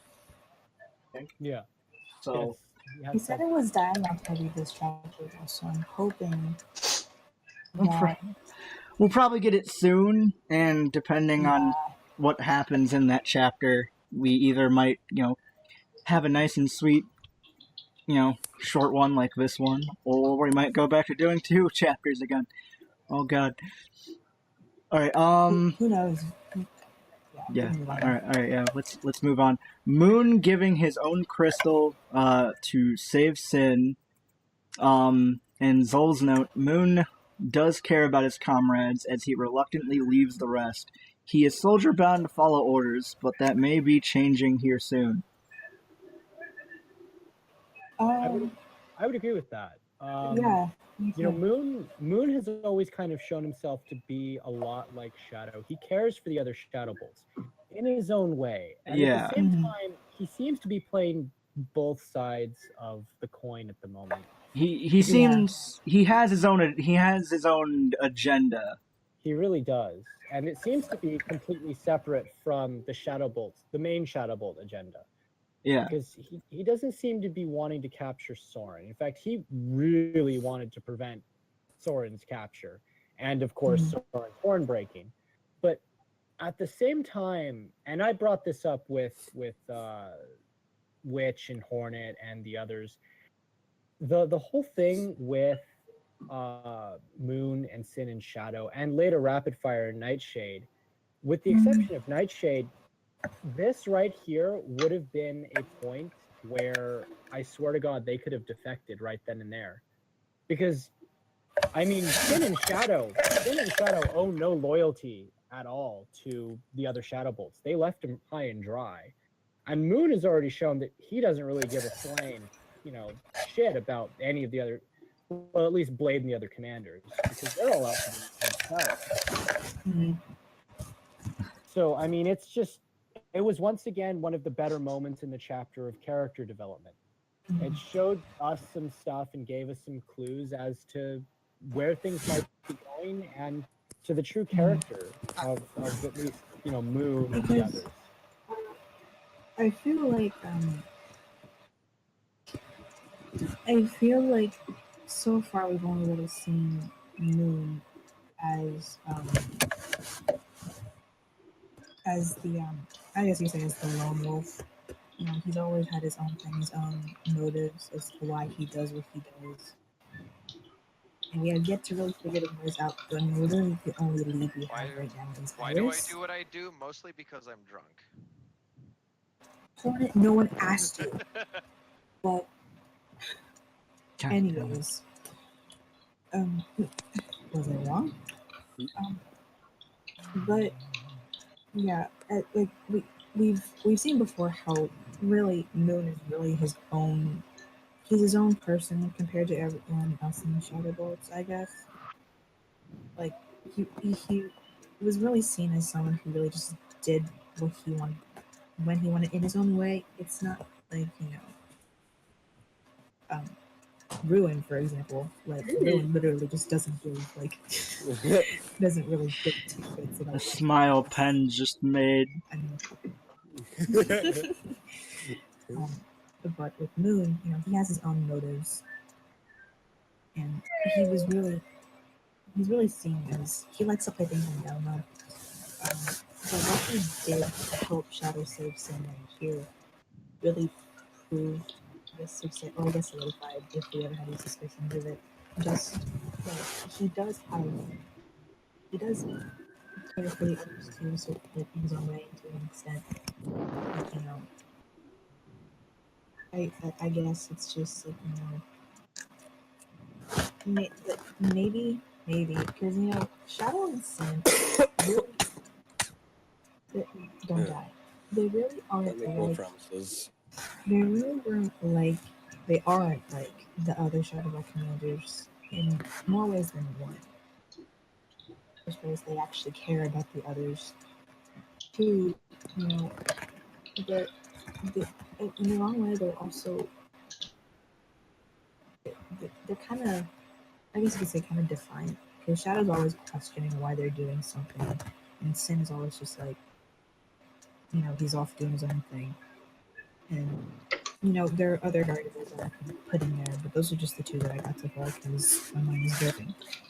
But I guess they're not like the other commanders in the best way possible, I guess you could say. Mostly just really focusing on how they actually do care about others. Moon could somehow probably potentially use that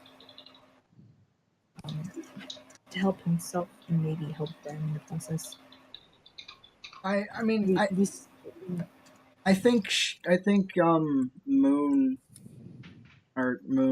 does care about the Shadow Bolts to a degree, and he's willing.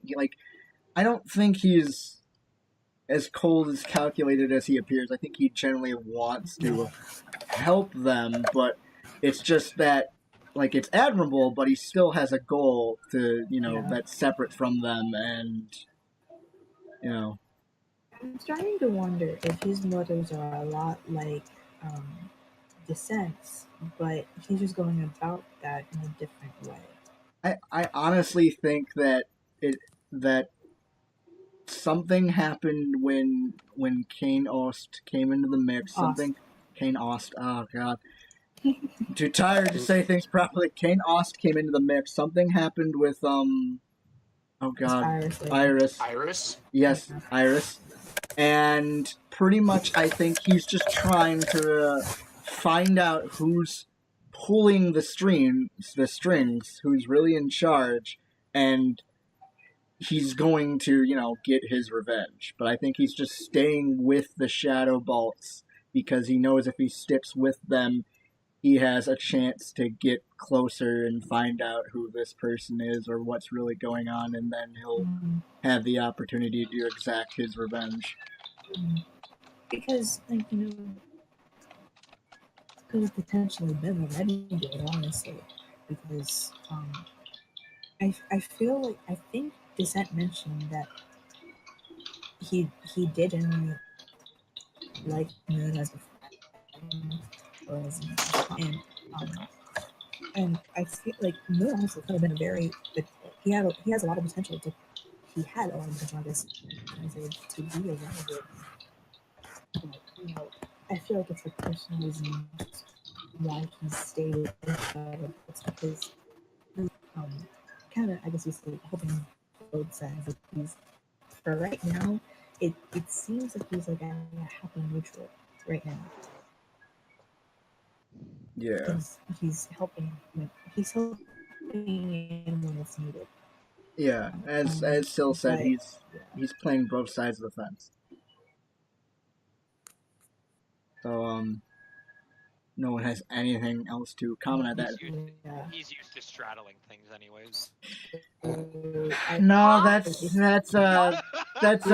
root. Really just trying to keep his head above the water at this point. Hey, yeah, I should probably be more vigilant about checking time. Okay. That one can pass. Yeah, that one's yeah. This one's fine. I was also gonna add on to that, but I probably shouldn't. So. Yeah, no, I'm my worst offender on my list. Oh shit, what'd I do? What did you do? All right, so Hornet, you brought this up earlier, so I assume you have quite a lot to say about this. Nightshade coming back to her senses. I had something to say about this too. Oh, okay. So proceed, Captain. I am so drunk. Fuck. Yeah, all right. No, okay, hold on. I can be coherent. I can do this, fam. All right, okay. I believe in you. You bereave in me? I bereave in you. I bereave. I don't. Excellent.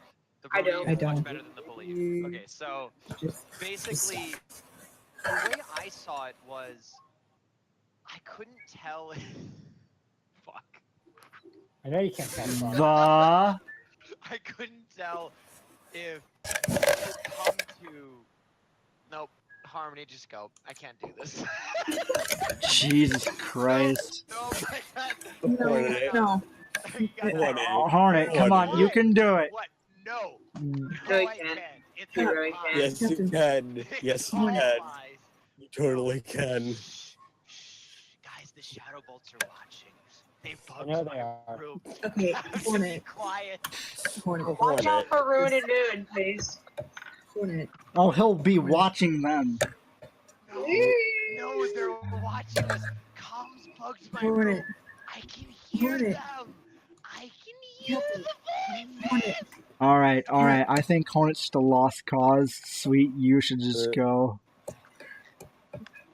Well, what I'm gonna say might actually help him, maybe, but how I interpreted this and how I saw it, I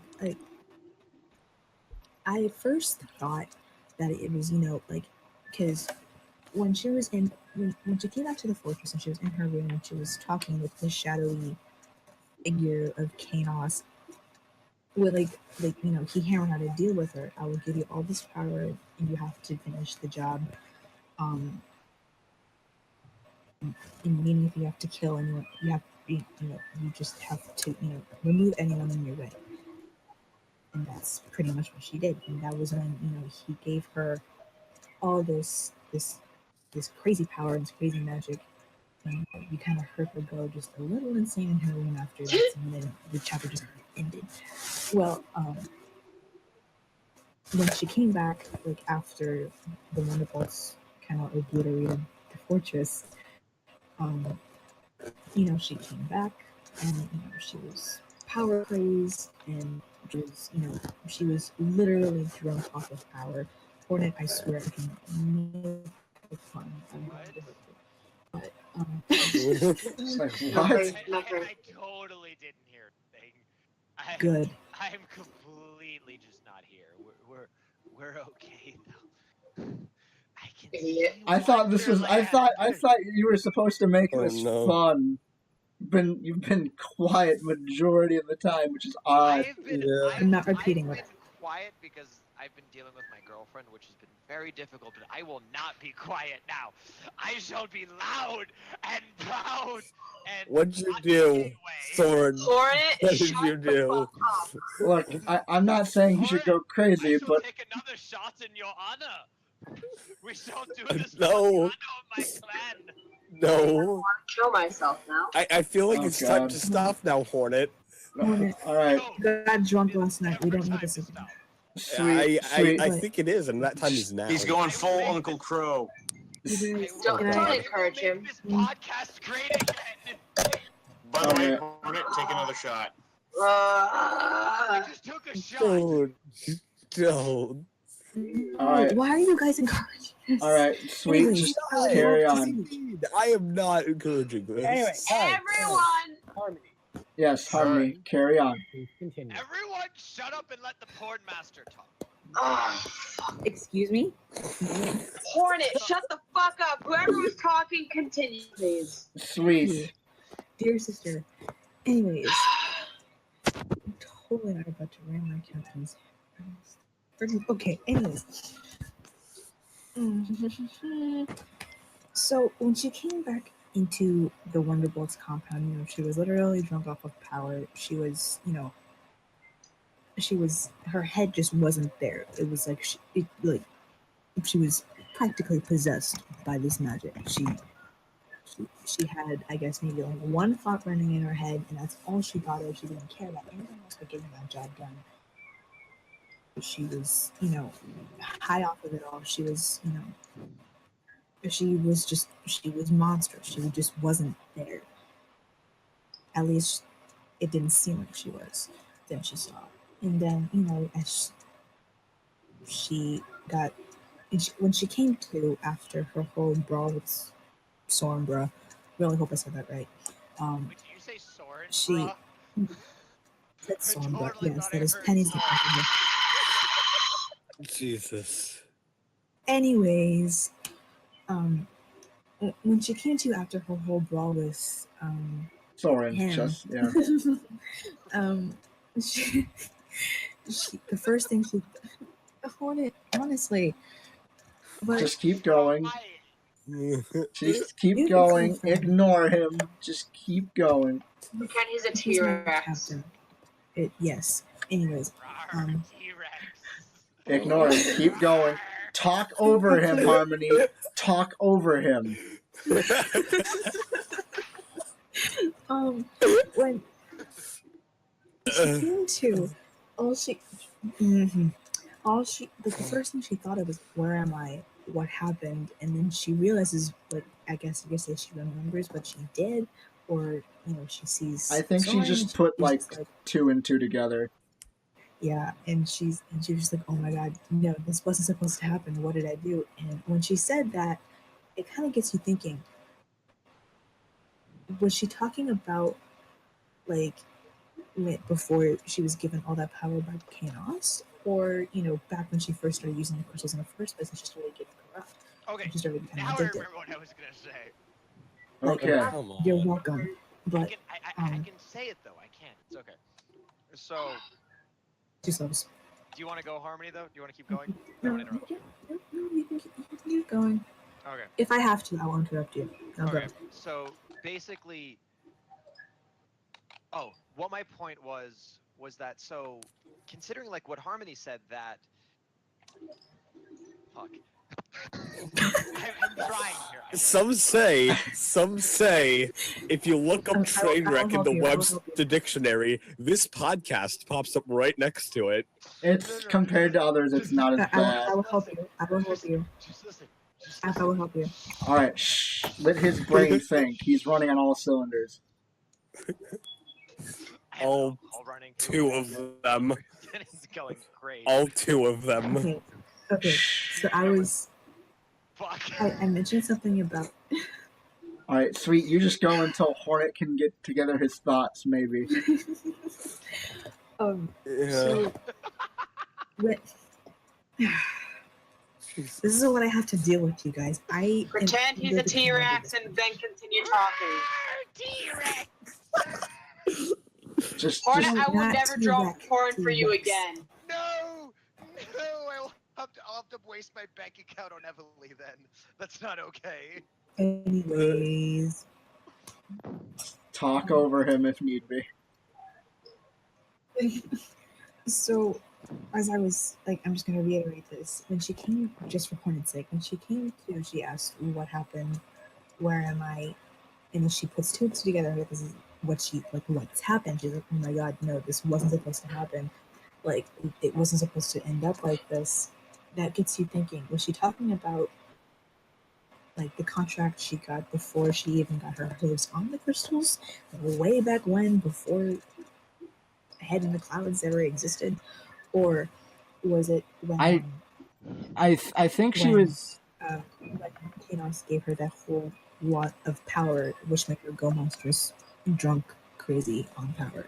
Like it raises a lot of questions as to where her mindset was, and I personally feel like it was when, like, before she was given all that power from Chaos directly after she came back to the fortress after she fought Silver. And that's how I personally think her mindset was. But there is also a possibility of, just the magic itself kind of. No, because if it did, she'd probably be crystallizing like crazy. Okay. Yeah. I remember now. Are you sure? Okay. Are you Are sure? you sure? Can you speak now? Are you sure? Positive. Okay. All right, Are let you him speak. sure? As long as Dragon, someone let him doesn't make speak. Another anime reference, I'm sure. All right, speak. For the love of So, God, speak and what I don't was- just give up. So what I was Sorry. gonna say is that with what Harmony said, that she obviously came to here, that begs the question of, well, what happens next? And so if it's only been since, say, when Kanos possessed her, then or gave her the crystal magic or whatever, then okay, she'll just be a little shocked by what she did, and that'll cause maybe some character development or something. However, if it's been since, if we really want to go nuts with it, since the fucking tornado in the first story, well, Or the even second story, beforehand. Wait. Even beforehand. yeah, or okay. even beforehand, just since she got the crystals. Wait, are you What saying kind that of- she's what- been like possessed since like the first like book? Yeah, I am. And again, I don't know, like, I don't have much proof for this theory, but it made me think that at the time, and I was also drunk when I thought that, so keep that in mind. Bear that in Also, Okay. mind. You were I thinking. was also drunk then. But The Hornet. no, just think about it. Just first of all, think of the meme with the ancient aliens guy, and just think about it. What if she's been possessed this whole time? Well, What if we don't? No. What if Nightshade isn't really Nightshade? I mean, he does actually kind of You have and a I need to point. talk after the Thank you. podcast. See, Harmony gets it. Harmony No. understands my points. I actually do. Surprisingly enough, I'm Because shocking what myself. if Nightshade isn't Nightshade? but if she Well, didn't what remember, if this version of Nightshade isn't her? What Well, if she isn't Nightshade though? No, would you like to because go listen, Harmony, or shall I? I want to Back. finish. all right, yeah. Sorry. Because I remember I reread the entire trilogy just because I could, and I'm flying sky high when Descent and Starry were giving Soaring and Dash their backstory. Nightshade did usually have pretty odd turn-ons, but she normally kept them to herself. She wasn't so molestive, if that's even the word. She Well, wasn't always giving herself up to people. She wasn't always, wanting to get a kick out of the misery of other people or of other planes, I guess I could say. wait, are you So, talking about, is this she back wa- in like when Descent and Starry was this during? I think it was Flying Sky High, right? Yeah, it was. Yeah, Well, no, it she was back- sadistic. She put Yes, But so yes, what if but the she wasn't crystals like made this her though. like that? Because Harmony understands my point. Well, that kind of goes back to the saying "power corrupts absolutely," or I think that's the saying. Power. No, but listen, Absolute power corrupts Again, absolutely. What Yeah, if the okay, yeah. Nightshade we know isn't Nightshade? because you know, Nightshade isn't Nightshade. because obviously she's a lot. Like, yes, she is naturally sadistic, but you know, I See- feel like she wasn't this Always like sadistic that? before she got. I really don't think she was always this level of sadistic. Because Like, before she got because the when business Com person. wrote that, it was like she almost seemed remorseful. She's never shown remorse. Like even if it was just since Kane Ost, Mm. that's kind of weird because why would she feel so weird about it? You know, she The only was. other time she's shown this type of emotion is when she ran into Descent that first time during that long ass chapter that made me want to shoot myself. It was a great chapter, but oh my god, it was so long. And so Yes. Okay. So, Okay. yes. All right. I totally lost that So- thought. Just went to the wind. It did.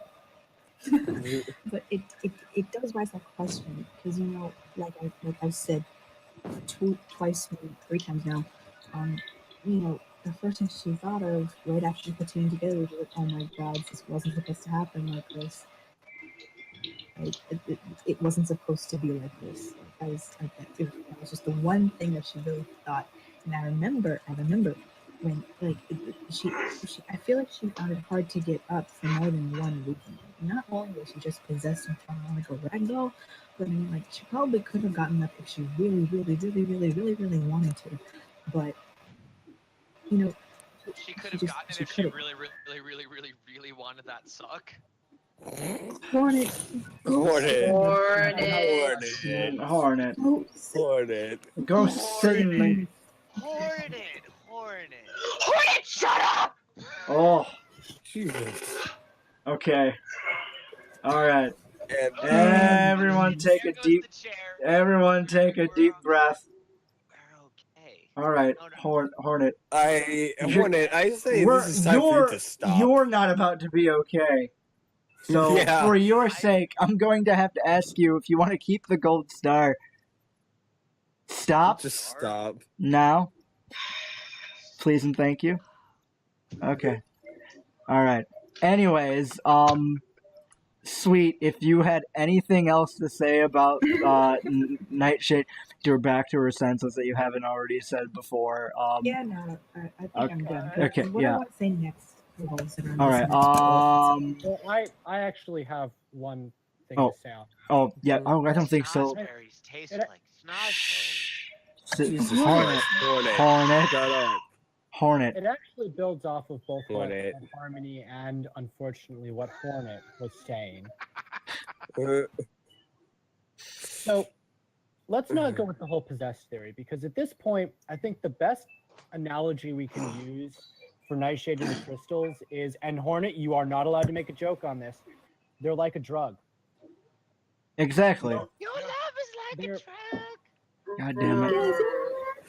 Okay, no, I'm not gonna do it. I'm not gonna do this. I'm not Yeah, gonna no, do it. just ignore him. Everyone ignore him like the redheaded stepchild in the corner eating lunch. Please be like a redheaded stepchild. Hornet. Oh, God. Dragon Ball Z. There, I made a reference. Take another shot. Fuck! I can't. There's your punishment. All right. Bud. All right. The fact of the matter- Sylvian, continue. Everyone else shush. Let Sylvian talk. The fact of the matter is that it's been kind of clear from the get-go, especially in Head in the Clouds or Flying Sky High? I think Donate the it's Flying shot Sky to Cack himself. where, you know, we first saw Nightshade really one-on-one at the compound, and she was acting sadistic, but she was also using the crystals to get a high, to get a fix, you know? I think it was. Yeah. I think it was fun for her. Yeah. And, you know, when she runs out of crystals or the crystal magic or something, it hurts. Not just because, you know, she's going and getting these crystals forming on her. It almost seems like a withdrawal. Well, Yeah. that's, Now that's an analogy Com has been making for a while. I know. So continue on with what I was saying. now that she's more or less got most of that crystal magic out of her system, it'd be like waking up from a very prolonged nightmare. Yeah. You know, she wasn't in complete control of her actions because in essence, she was a drug addict. It's kind of like she had like a drunken... Which is actually pretty similar to how drug addicts work, but that, I mean, again, I use the possession thing because that's kind of easy to understand, but no, I think you're really right, Sil, but then, again, the question I asked was... You're just using the possession excuse because you've got so much spirits in you. I know. But then the question really is, how long has this drug been taking effect, or how long has it been affecting her? By the way, guys, I think I'm so drunk, I'm drunk to the point that I'm sober. You've just come full circle. Full circle. I know. It's great. So, I mean, I just kind of contribute like she's blackout drunk, so to speak. Like she's got so drunk on her crystal power that like probably the last thing she thought of, like as she was doing whatever, she's like, hey, I should really focus on getting Soarin, and then pretty much not just killing the Wonderbolts and pleasing myself off of people. Yeah. And basically then she transformed into the incredible Nightshade and wrecked everybody's day. And then, you know, Sony Pictures will not be allowed to have any rights to this. And then that's pretty much like she woke up and she pretty much remembered like laying there with that huge amount of crystals and having that intention, and then pretty much waking up and she's like, okay, I obviously went to the Wonderbolts, and then she noticed the blood on her hooves and she's like, this wasn't what I intended to happen. There's a Hamlet quote for this one. Or is it it's Macbeth, not Hamlet. The blood won't come off. Anyway, I think we've beaten this. Yes. Yeah, we've beaten this topic like a porn horse. Or is it a dead horse? Or is it a dead porn horse?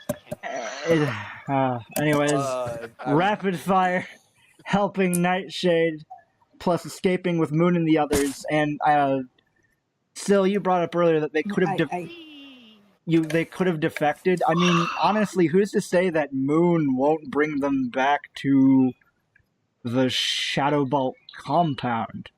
We'll think about it though. With magic, What? when you teleport, no, guys, think about this. What? When you have magic, you have to focus on where you're teleporting to. But maybe his mind's a little distracted, so maybe he teleports them to Ruin's room. Because that's Hornet. what focus is Okay. Hornet. On a serious point, on a serious topic here, Soarin, what Shadow Bolt what fortress? What? Well, I mean the whatever remains of it. Yeah. There's nothing left, and at least Sin is going to require immediate medical attention. That's the thing.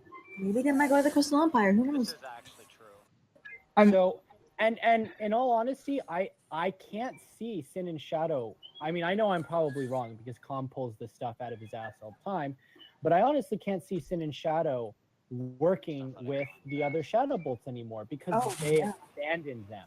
Yeah. This isn't Shadow arguing with Blade or any of the other Shadow Bolts over, don't you feel anything for our comrades dying? This is Blade and the others purposely leaving them for death. Their faces saying, "Go die in a ditch." Like, right? Like it would make no sense from where I'm sitting for them to go back to the Shadow Bolts compound. And like I said before, Moon does play both sides of the coin, or the fence, or whatever you want to call it. Point where he decides to turn to the Wonderbolts themselves. He could legitimately just dump Sin, Shadow, and Nightshade off in the little ward that they've got set up for the Shadow Bolts infected with the crystals. Ooh. And, they'd be a tactical asset to the Wonderbolts at this point. At the very least, they'd be an intelligence asset. They know a lot. Right? I mean, just sitting where I'm sitting, that's where I'd go. Sitting where you're sitting? Yes. I believe you're sitting somewhere in Seattle, Sil. Hornet, I'm on my second beer, so... I'm sorry, I'm on my 6th shot of rum and my second beer. Well, whose know. fault is that We now? can tell. That is the fault of everyone who's made anime references. I've been a good boy. Hornet, Anyways, Hornet, please go stare off into the sunset while your hair flows in an invisible breeze. Stare into the sun, please. There's your anime reference. I just hear the Titanic theme song coming on. Nope, that was an anime reference. So, Wait, what? yes. Anyways. All right. To kill me. Let's keep moving. Let's keep moving. Yes. Anyway, So wait, where are we? Wait. rapid fire. Why is the rum always not gone? Hornet, Hornet, I know stop. you're Rapid drunk, fire. but if you say you're drunk before the next podcast, I'm gonna have to say no. Rapid fire especially also That's knows assuming the I'm not Wonderbolt constantly compound. drunk. Hornet, shut up. Let still speak. Rapid fire as well also knows the Wonderbolt compound inside and out. Well, at least the parts that were available when he was still there. I mean, the engine room he probably doesn't know, considering. well, no Yeah. shit. He knows all No. the pertinent Anyway. parts. So Yeah. I mean, it is, within reason for him to teleport them there. Yeah. We just don't know where it's going. I at thought this point. Moon was the one that was teleporting him though, because Yeah. Well, I mean, They were working together. They yeah. were working together because. Oh, Moon yeah, Because that's remember, right, because never mind. Moon 'Cause- gave up one crystal and Rapid Fire has one, so in order to compensate for Moon's missing No, I crystal, thought doesn't Moon had Moon to still combine them. doesn't Moon still have two? Because I thought the captains or Yeah, commanders have but- three. Well, yeah, Moon but only has he and Shadow had two, and Rapid Fire had one. And I feel like you kind of need to have all of the crystals present until all of the required crystals present in order to make Anyway, perform a certain So- task. So yes, anyway, continue. So crystals aside, I mean, it's really, I liked it. It was good character development, but it's really up in the air where they're going to go Yeah. at this point. And when, Yeah, as you but, yeah. said, Calm's probably gonna pull something that we didn't expect out of his ass. Okay. No shit. But like So said, there was a lot of opportunity for character development in in just this entire scene itself. Where I was like, I once again I do wish that we did focus more on on these little tidbits of it. Moments. So these little breaks, I guess you could say. Yeah, like just because remember, like the last Shadow Bolt heavy chapter we had was back when Nightshade came back to the fortress after she fought Silver, and that was when Rapid Fire had that small talk with the Moon. I don't know what they were gonna do about the Shadow Bolts and the Nightshade, and this happened. I think maybe like a day before this happened. I forgot. No, a few days maybe. I don't know. His timeline is all over the place. But this happened. I guess a few days before this chapter happened, and that being said, I feel like that must have been enough time for him to for Moon to see, okay, maybe this guy really isn't fit to be with these. He actually was better off with the adults. Maybe he could be some use to me, and in the end, I could probably end up helping him in the long run. And so I don't know. That's just how I interpreted it, because Butterfly really didn't really know what he was doing. He was really just doing it at first for redemption. Then he started getting a taste of what the Shadow Bolt commanders at least were like.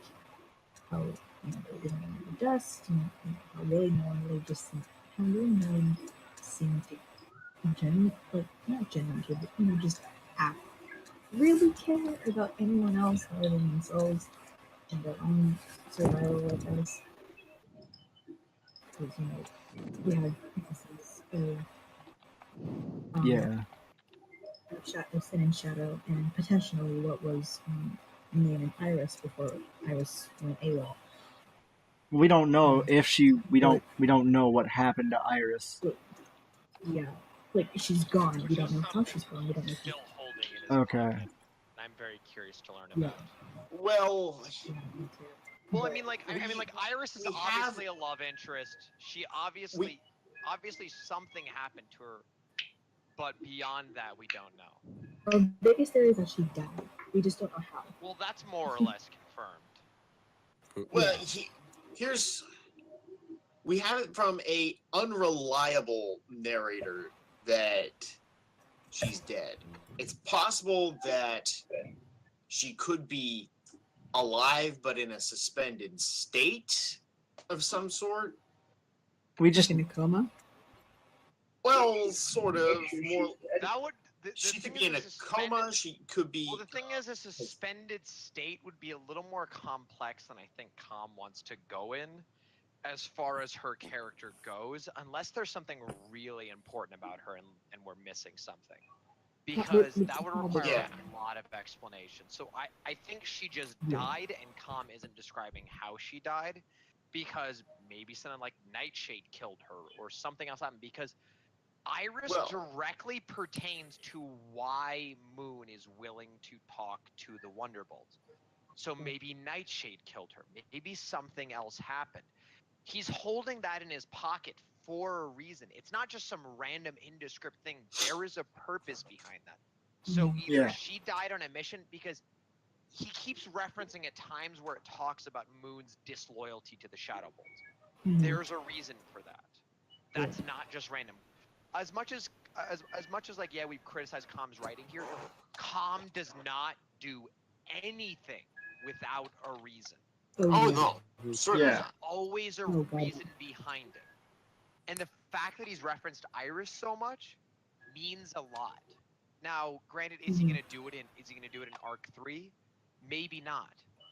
But it directly pertains to why Moon is betraying the Shadow Bolt. Or at the very least playing both sides. Because we don't really know that yet. Is he playing both sides, or is he straight up betraying the Shadow Bolt? The thing is, Calm's holding that back because the answer to what happened to Iris might answer that question of why is Moon doing this? Is he betraying the Shadow Bolt, or is he playing both sides? And that's probably one of the reasons why Calm is not explained what Iris is doing, how Iris died yet. Or how did I just do that while drunk? Holy fuck. Are you like the drunken master, except it's just with horse plots? Anyways. Speaking of horse plots, I told you to Oh god. See, here's the thing. I don't think that Nightshade killed Iris, at least not intentionally. Because if Nightshade was knowingly and directly responsible for Iris's death, I think Moon would have left Nightshade for dead right now. I don't think that he would have teleported her out. I think it was something indirect. Wait, he teleported Nightshade out? Yeah. Yeah, he teleported Nightshade out. Nightshade, Sin, and Shadow out. Then maybe it was. Well, then maybe it was something else that killed her. Or maybe she just had feelings and he's honoring it. Because that's another thing we haven't considered. Is what if Iris, while she was a member of the Shadow Bolts, or maybe she wasn't. That's another thing. We don't know if she was a member of the Shadow Bolts. What if she had doubts? No, she was a member of the Shadow Bolts. That's been confirmed? That's been confirmed by Descent when they were talking about it. Okay, fair enough. So, but what if she had doubts about the Shadow Bolt's cause? But so Moon still has loyalties to the Shadow Bolts, obviously, and she did too, but she was like, this path is wrong. Not like Nightshade is wrong or anything like that. And that would even also confirm more of Nightshade's completely not herself in a lot of ways. So what if that's why what if he actually is playing two sides? That would be an interesting avenue. What if it's not that he's betraying one side or the other? He's just trying to get them to that middle ground because he realized Kane Ost is not just the enemy of the Wonderbolts, but he's the enemy of everyone. Yeah. And this whole thing with Soarin and Sombra is just a fucking unaccounted for anomaly, roughly speaking. Because I feel like, I think in the Shadowbolt's original contract to get Soarin, it was just to get Soarin. Normally, I think they normally get a reason as to why they're getting them, but once again, I'm trying to think of SAM here, but their contract always has, I guess, like a baseline of for a motive as to why they're doing what they're doing. I think for Soarin, they were just given their payment was the crystals, so obviously they took the deal whether or not they got a reason or not. They just wanted the crystals. At least Nightshade did, and hence why she only accepted contracts from him. And so, really, the only thing I guess in this specific contract said was to just get Soarin one piece, implying that that Kanos knows about someone's magic and what. Well, of course, like, what I mean, caused that's that magic. it seems that Well, whoever Kanos well, is, he well, yeah, definitely well, knows like- about Soarin. Yeah, well, not just. Well, roughly, I would. we don't really. Oh, sorry, Harmony. Keep going. My bad. I worded that wrong. It was like more like he knows like what caused Soarin's magic, like the source of it. So he implying that he knows about Sombra being implemented in Soarin. So from what I'm thinking of right now, and probably what everyone else is thinking, Kanos probably has something, maybe some beef to settle with Sombra, or just business with Sombra in general, and he just wants holding Sombra to get to him. That was the only purpose of it. Just make sure the horn isn't obliterated. Unfortunately, the chapter before last chapter, that kind of happened. And so, yeah. But with that being said, it's more like, yeah, it's just really just, you're looking at it more from, I'm trying to figure how to word this.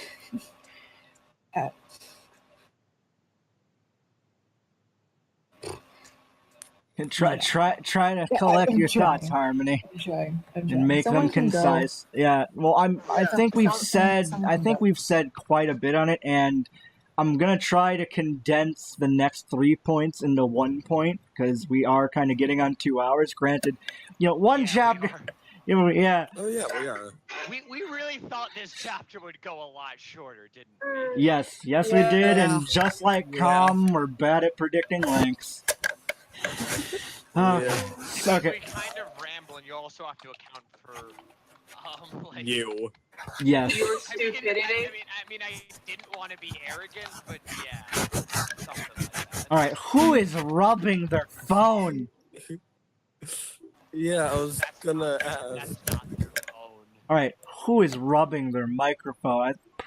Okay, I don't. All right, I'm just gonna go. All right, so, all right, so I'm just gonna try to. We're just. Okay, brain.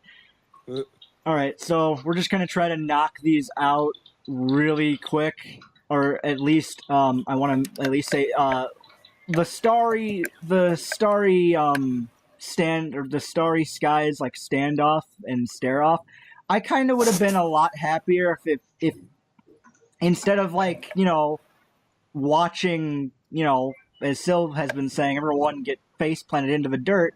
Maybe after the first maybe at least 2 tries with 2 different people, like after this, pretty much Sombra could have stared down everybody else, and then Soarin, bruh. Sombra.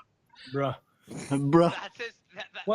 That's what we need to refer to him as from now on. Bruh. In all the But- plotting, Bruh. Soarin, bruh. Sombra. But Anyways. the thing is that, like, I brought it up earlier. His combat, his beating everybody into the dirt, kind of leads me to think that he's treating them like nothing more than insects. And the only ponies who haven't, their character. the only ponies that haven't been beat into the ground face first are the ones who don't attack him. No, really. Well, I mean, that's pretty much. He's just like, you're not. If you're not gonna attack me, you're not really there. You're not important. You're not relevant to what's You're not going in on. his way. Yeah. That's the thing. He's only beating on the ones that get in his way. It's like he's standing in a cloud of mosquitoes and he's only swatting the ones that land. However, Yeah. there's an interesting point to bring up here. Rainbow Dash. She is the biggest barrier he has because Soarin came to at the end of the chapter. Yeah. Why didn't he attack her? Because he thought. He assumed. Well, because he pretty much assumed that her essence or soul or whatever within Soarin was like her soul literally got teared apart. No, he's known she's a danger. Well, no, but he thought that she was gone. She did Yeah. try something. Well, because he thought. Do something. Because he No, but thought he she was thought gone. She was already gone. Yeah. He thought she was gone. She thought she was dead.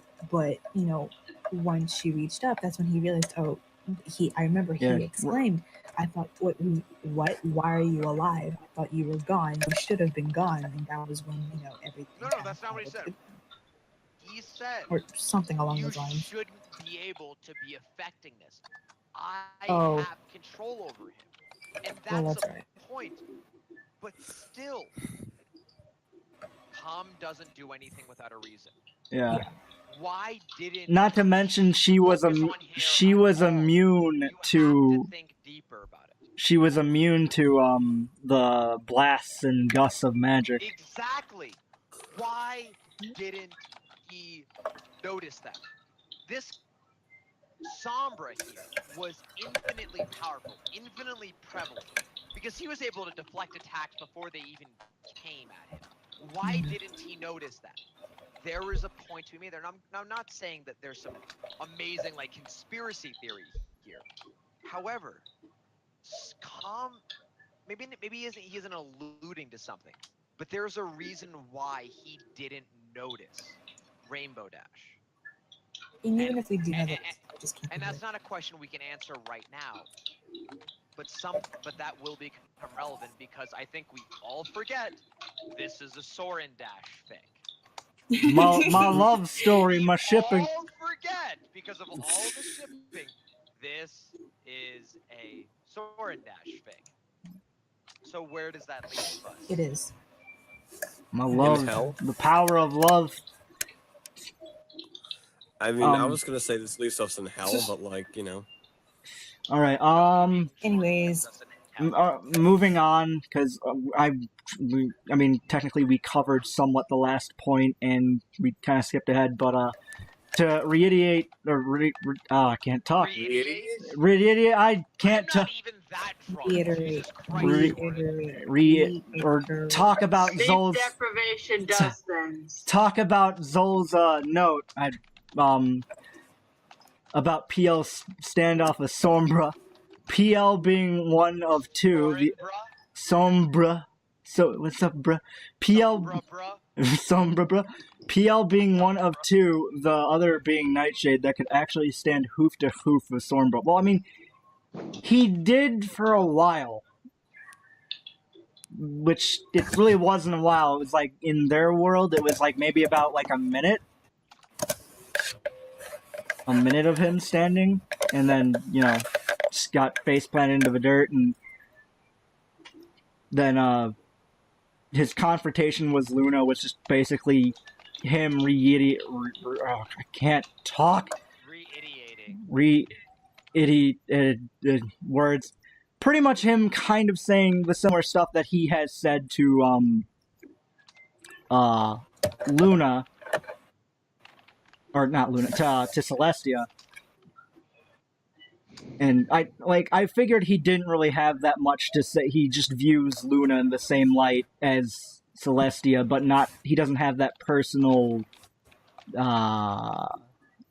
what's the word I'm looking for here? Grudge, vendetta, like that that closeness with Celestia as with Luna, but he still views her in the same like As a foolish. threat.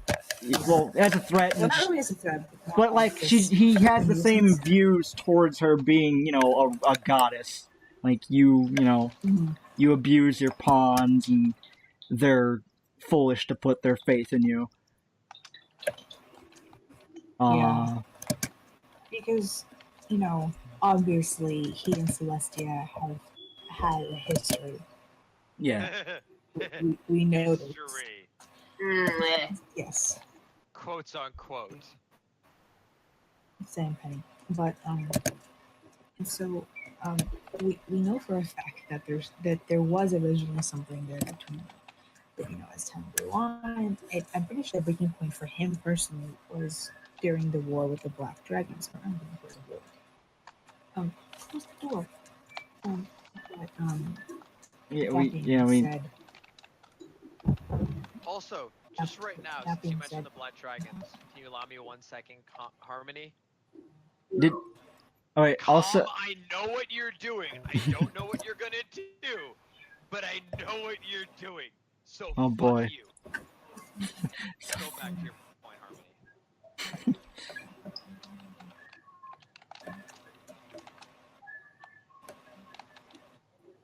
Harmony, did you poof?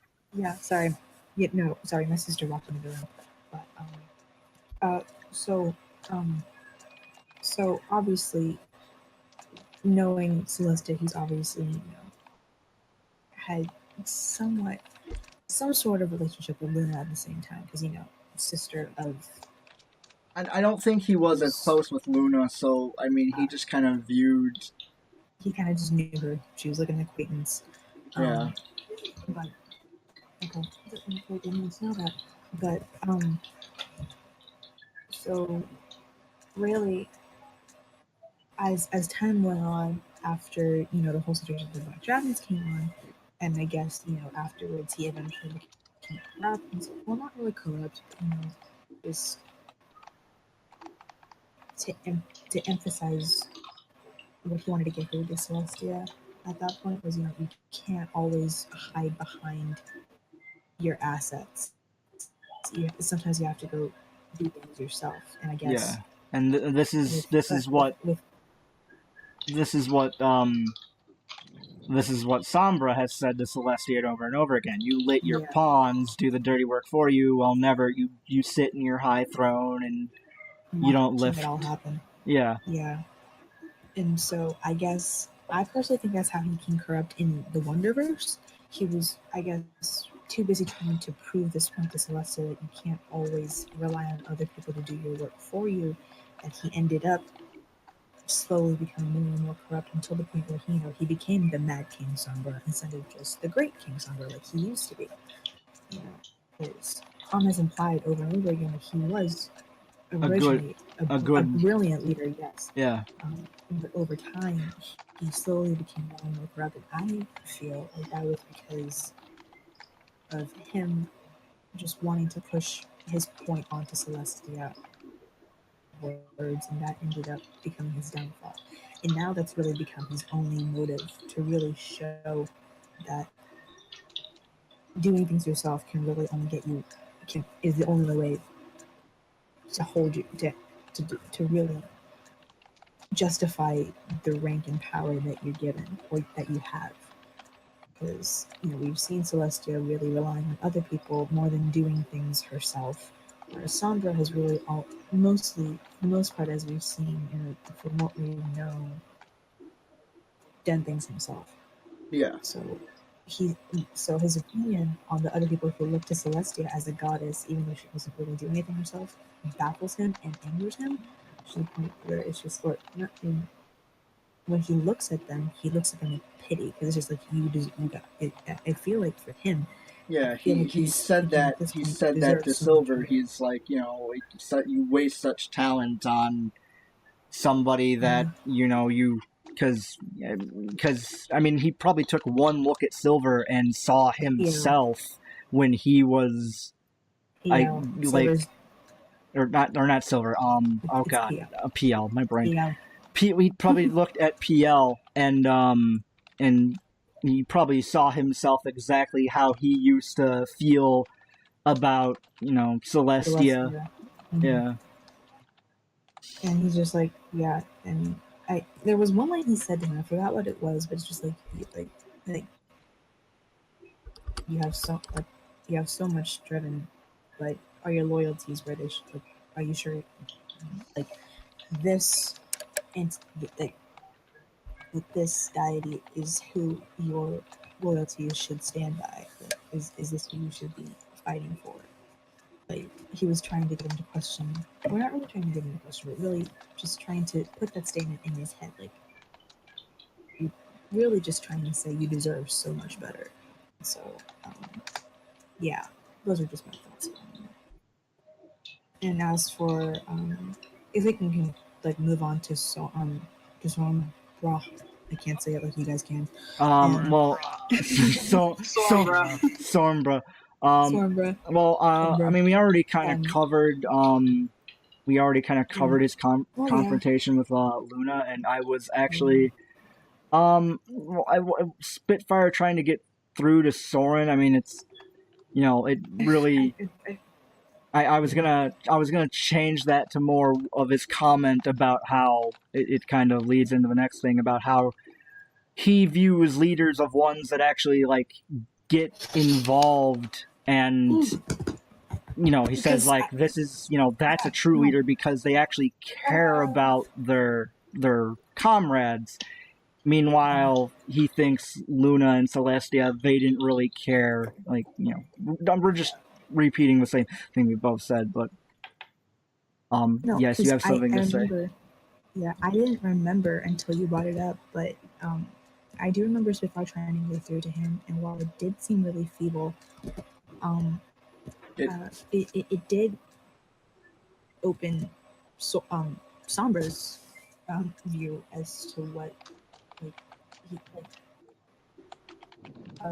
he views a leader as somebody who gets directly involved, who doesn't just sit behind a curtain and give orders and never really shows himself or their self.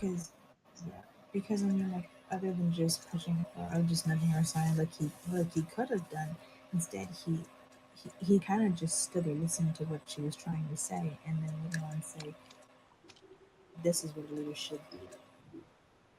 But like, it's a shame that you don't have this kind of potential. It's just like, well, while it is true, Luna, the gods are leaders in their own right, I guess I could say. But I don't want to get too caught up into that, so we'll continue. Yeah.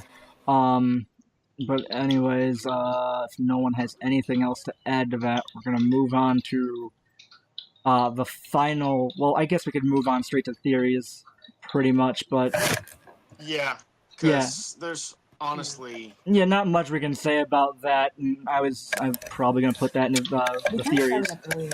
Yeah. Yeah, we kind of covered everything, but I know Hornet did say, and well, actually, no, Hornet and Syl said that probably the other best part of the chapter was when Sombra flew away. Mm-hmm. Also, is Hornet dead? Or is Syl dead? No? Okay, well, I mean, Syl's dead. I'm alive, but if Hornet's dead, I get his computer. Okay, well, I know you guys said that Sombra flying away was another good part of the chapter. Hornet did. I had some reservations with the whole way that Sombra's control kind of got crippled. I actually had some very massive reservations about that. If you wish to share, go ahead. So we had that entire chapter showing off how amazingly stupidly overpowered Sombra was, right? Yeah, and then he gets... And then Rainbow Dash reaches out and touches his leg, and it's all crippled. It's done. Suddenly... And wasn't... It's like the entire chapter did not have to happen at all. It invalidated the entire chapter, period. Because, oh yeah, no, Sombra is really amazingly overpowered, but all Dash has to do is touch him, and suddenly he's gone. Well, not completely gone, but just severely crippled. But yeah, like, it's But- literary, just it's bad. Didn't It was like a he horrible say plot point. weren't they talking and pretty much like without the horn, even if Dash was there, like she couldn't do anything. It was pretty much like the horn plus the combination of her allowed her to keep the magic at bay. No, the horn was basically a focus point that allowed Soarin to stave it off better. Okay. Dash has always been the anchor point. She's always been the thing that's been keeping Sombra at bay. But the problem is that Still has a point here. the problem is that from a literary standpoint, it completely invalidated the entire chapter.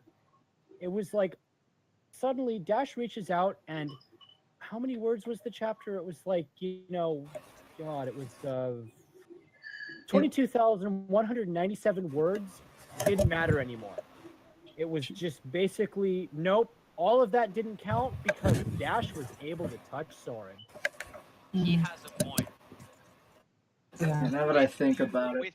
With the immense power that he showed, and then Dash just touching him, it's like, yeah, I get they have a connection.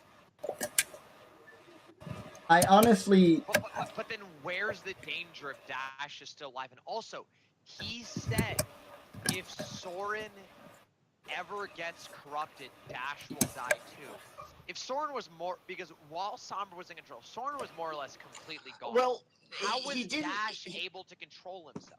He didn't say that Dash would die if Soarin got corrupted. He said that Dash would die if Soarin died. I know, I know, but it's been shown throughout the story that if whatever affects Soarin affects Dash. So Soarin was more or less completely gone that entire time. Didn't How was somebody- Dash able to control herself? Yeah. Yes, Harmony? Yes. Yeah, Harmony has something to say. So, because remember the chapter before this chapter, when Spitfire and the Bolts were trying to get Dash to Soarin to help him because, Dash is kind of like their, I guess you could say it like their communicator when it comes to Soarin. Like when she's in suddenly is in pain for no apparent reason, they know it's because of Soarin. So when she was riding around and screaming, they knew something was wrong. So they had to get her to Soarin before anything else would have happened to him because Spitfire knows, oh shit, something bad's gonna happen to him. Yeah. Huh? No, I was agreeing with you. What? Oh, wait. No, I'm just reiterating something you said. Harmony, mute your mic if you're gonna have an outside convo. Okay. Okay, I don't know if we should wait or should we we're just gonna carry on.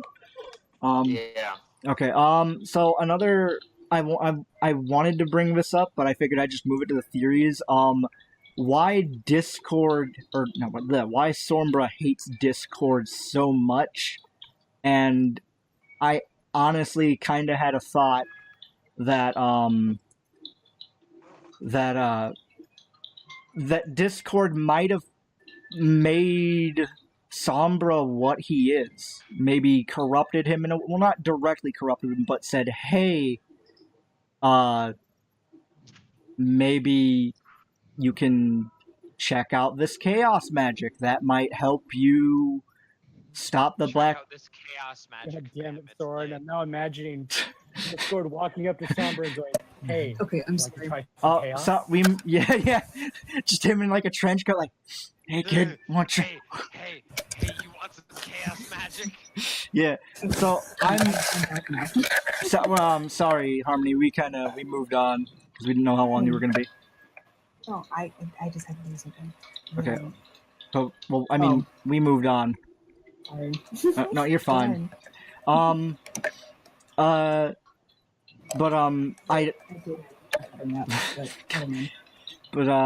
god damn it, now I can't stop thinking about it. But maybe, I brought up that, maybe, like, why, Sombra is so angry at Discord is because Discord inadvertently or indirectly, like inadvertently took Sombra down this path. He said, like, you should take a look into chaos magic. It might impress Celestia, and you could stop a lot of ponies from dying. And maybe Discord back then had an ulterior motive. Like, maybe he thought if he, messes with chaos magic, which I don't think he'll, like, he's a stupid... The only problem with that logic, Soarin, was Discord free at that point? Maybe That, not. yeah, But because, also, I mean... really, he the has... basis for this entire... Sorry, Harmy, I'll let you talk in a moment. But the basis for this whole theory is, what hasn't Discord done to ponies? Yeah. I'm just assuming that, because, I mean, Com has said that he's been out at least once when Blizzard Strike was around, so, like, who's to say that he wasn't out again? Com hasn't confirmed that yet. No, he said that Discord was out because Blizzard met, Discord. No. During that time, that wasn't when Sombra was around. No, wait, did I say Sombra? I meant Discord. Like, I'm saying who's to know, like, when Discord was free? Like, maybe the situation with the Black Dragons got so bad that maybe Celestia and Luna were like, okay, we gotta resort to getting Discord out. And well, see, here's the thing. I think the timing of it is slightly different. Once again, we're going back to my old favorite theory involving oh boy, Discord, Twister, yada yada yada yada yada. But the big point in that is Discord snapped when he saw Sombra and Celestia together. And in doing so, he cast off a part of himself just to make him forget that playful, just messing with people for the sake of messing with people. Like the happiness and like that he probably felt around Celestia. Yeah, he cast that part out of himself, and that would eventually become Twister. But I smell shipping. Remember, in the actual MLP canon, Discord goes on a chaos rampage and is then subsequently imprisoned by the two sisters. Who's to say that didn't happen after the whole thing with the Black Dragons and then Sombra and yada yada yada? Ooh, okay. Basically, everything in Celestia's life just goes to shit right around that time. Jesus. Yeah, that couldn't. Jim and his big, sexy brain. But yeah, so there's what I'm thinking right there is clearly whatever happened between Sombra and Discord happened before he was imprisoned. Yeah, I mean, because obviously, like, let's just work off of Duke's theory here. The four of them, the sisters, Sombra and Discord, it coexisted with each other at one point in time, many eons ago. But so there must have been a point in time where I guess maybe Sombra questioned Discord about his magic, and they ended up talking about the magic more, and Discord just like, hey, if you really want to know, I know this really cool crystal-like thing that can give you powers that are very similar to mine. You should look at it. And so or something along those lines, and maybe I have no idea where I'm going with this, but Jesus, Harmony, you it has sound to like be. me. And I'm Hush. the I'm one not sleep believing you. deprived, and I can't speak a few words. Anyways, well, there was a point in time where they coexisted. Probably if we're going off of Jim's theory, probably before it ended up happening, or maybe Discord knew that chaos magic is corruptive and purposely told Sombra to go just to get payback to him for stealing what hypothetically could have been his money. And I don't know, but I guess in this situation, if we were going to go down that road, I guess he just didn't know, I guess back then, to the extent of how corruptive chaos magic could be. Like I said, I have no idea where I'm going with this, but let's just put that there. It's on the table. It's out in the open. Yeah. Like, I definitely, as Jim said, just everything in Celestia's life just does not work out, and I'm hoping, because Sombra just clearly despised Discord. He viewed Discord as a sniveling rat. Oh, yeah. And like he looked at Luna, gave her, I guess you could say, like an acknowledgement nod. But once he saw Discord, it was like a blade imaginable was just shooting out of his eyes, and each blade was lit with fire. it was kind of like finding that one kid that ripped you off in school, and you're bigger now, so you kick the shit out of him, or at least you want to. You sound like you speak from personal experience. Hornet, yeah. That detention was worth it, though.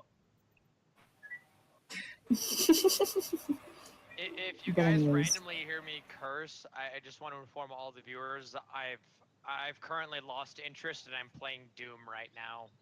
That's great. Anyways, yes, let's continue. I don't have anything else to say. So. Alright, well, I was going to move on pretty much to what we want to happen in the next chapter. I mean, pretty much what will the Shadow Bolts and Wonder Bolts do now that the horn is broken? I know. Well, yeah,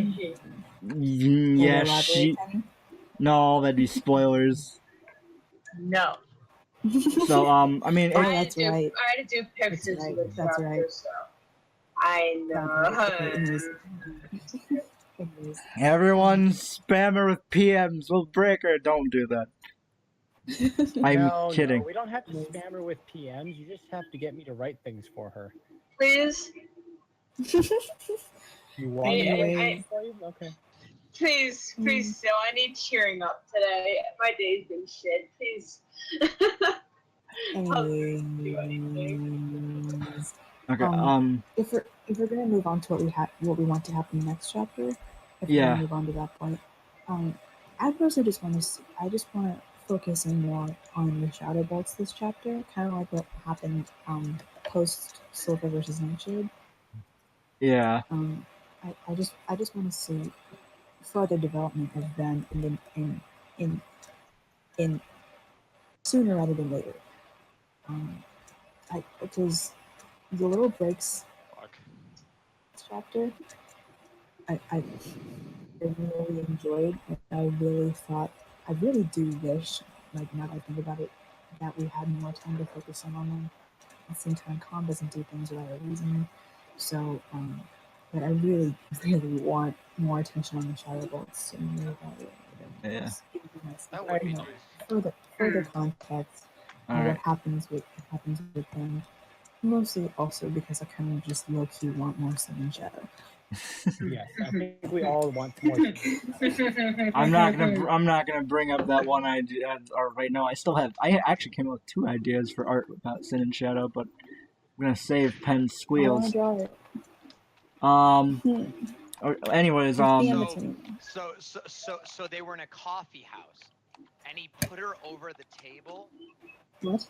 And What? Sent her over the table to the coffee house. What? Hornet. No, just. All right, moving on because we've been at this for almost 3 hours. Dear God. And I'm about to kill someone. All right. Okay. So does anybody else have something that they want to happen next chapter, or did Shadow pretty much sum it up? I've already kind of said what I Not want to happen Shadow. next chapter. I All want right. Sin and Shadow to defect to the Wonderbolts. I Same. also want some character development. I do too. I want some character development because the I last want to see couple what chapters. happens. Well, not just the last chapter, the last couple I chapters. said the last couple chapters. Tony. Oh, I You didn't know take the bottle of rum out of your ear. Yes. Fuck I want yourself. to. I want to see what happens specifically to Sin, Shadow, and Rocky Cloud. Yeah. Because You've yeah. yeah. You've stated that I already. said my Sweet. piece, but that Yeah. yeah. But Um, specifically, Just want them to get to the crystal empire at last, please. How many Yes. chapters? Yes. please, We've been through enough, Calm. We've been through enough. just throw us a bone, please. Okay. So what do we actually think what do we actually think will happen? Knowing Calm, what do We you think can't he will really say. actually do? We can't really, Yeah, trying to think of predict. something. Because predicting Calm's writing never ends well for any of us. There have been a few people who unless have hit the nail on the head, like that one person who predicted I think Storm's father. Sin and Shadow are going to get their fun on. That's what I think. That's It's what you want. Yeah, that's what you want. It's kind of mean- hard to do that to a burn victim. Is that really wrong? Hornet. Yes. All right. If Hornet has nothing to contribute, I'm gonna move on to I have everything to contribute. No, you don't. The only Yeah, thing I you was have about to contribute is your endless meme stash. What? No, just go away. No, just go away. Jeez. My stash will purify the Yeah, magic. honestly, I think we can pretty much wrap it up here. Yeah. I Because- agree. Everything that needs Yeah. to be said. Yeah. Yeah. So this has been the I fourth. wanted to make earlier, just kind of flipping it. So pretty much this has been the 14th Wondercast. I want to thank everybody for joining and everybody who will listen. Joining me tonight has been the Misfit Captain, the Drunk Lord, the meme master himself, Hornet. I realized that I sucked at Doom because I was playing on Legendary mode, drunk as fuck, so I decided to switch to the Division because I'm much better at it. So I will hopefully not die tonight, and I will see you guys all next podcast. And Well- and Calm, I want that ass. I guess I better go protect always Hornet in the want division. brothers. And also joining us tonight has been our local conspiracy theorist, Jim Hoxworth. Hey, Hornet, check the Wondercast text chat. Wait, Oh what? boy. Let me Take Uh-oh. another shot. Fucking commie!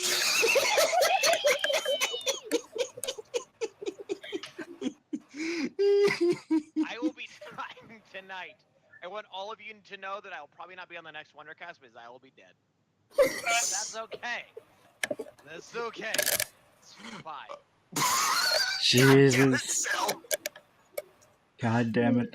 Hornet, prepare 2 shots. Yes. Okay, no, Hornet, do not take any more shots. Yes, do not take please. any more shots. And- I could take All right, another let's finish with the outro introductions, or I don't even know what to call it.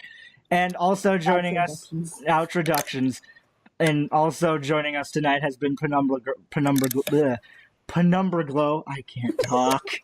Sylvian, bless me with the shippings. I need the shipping before I kill someone.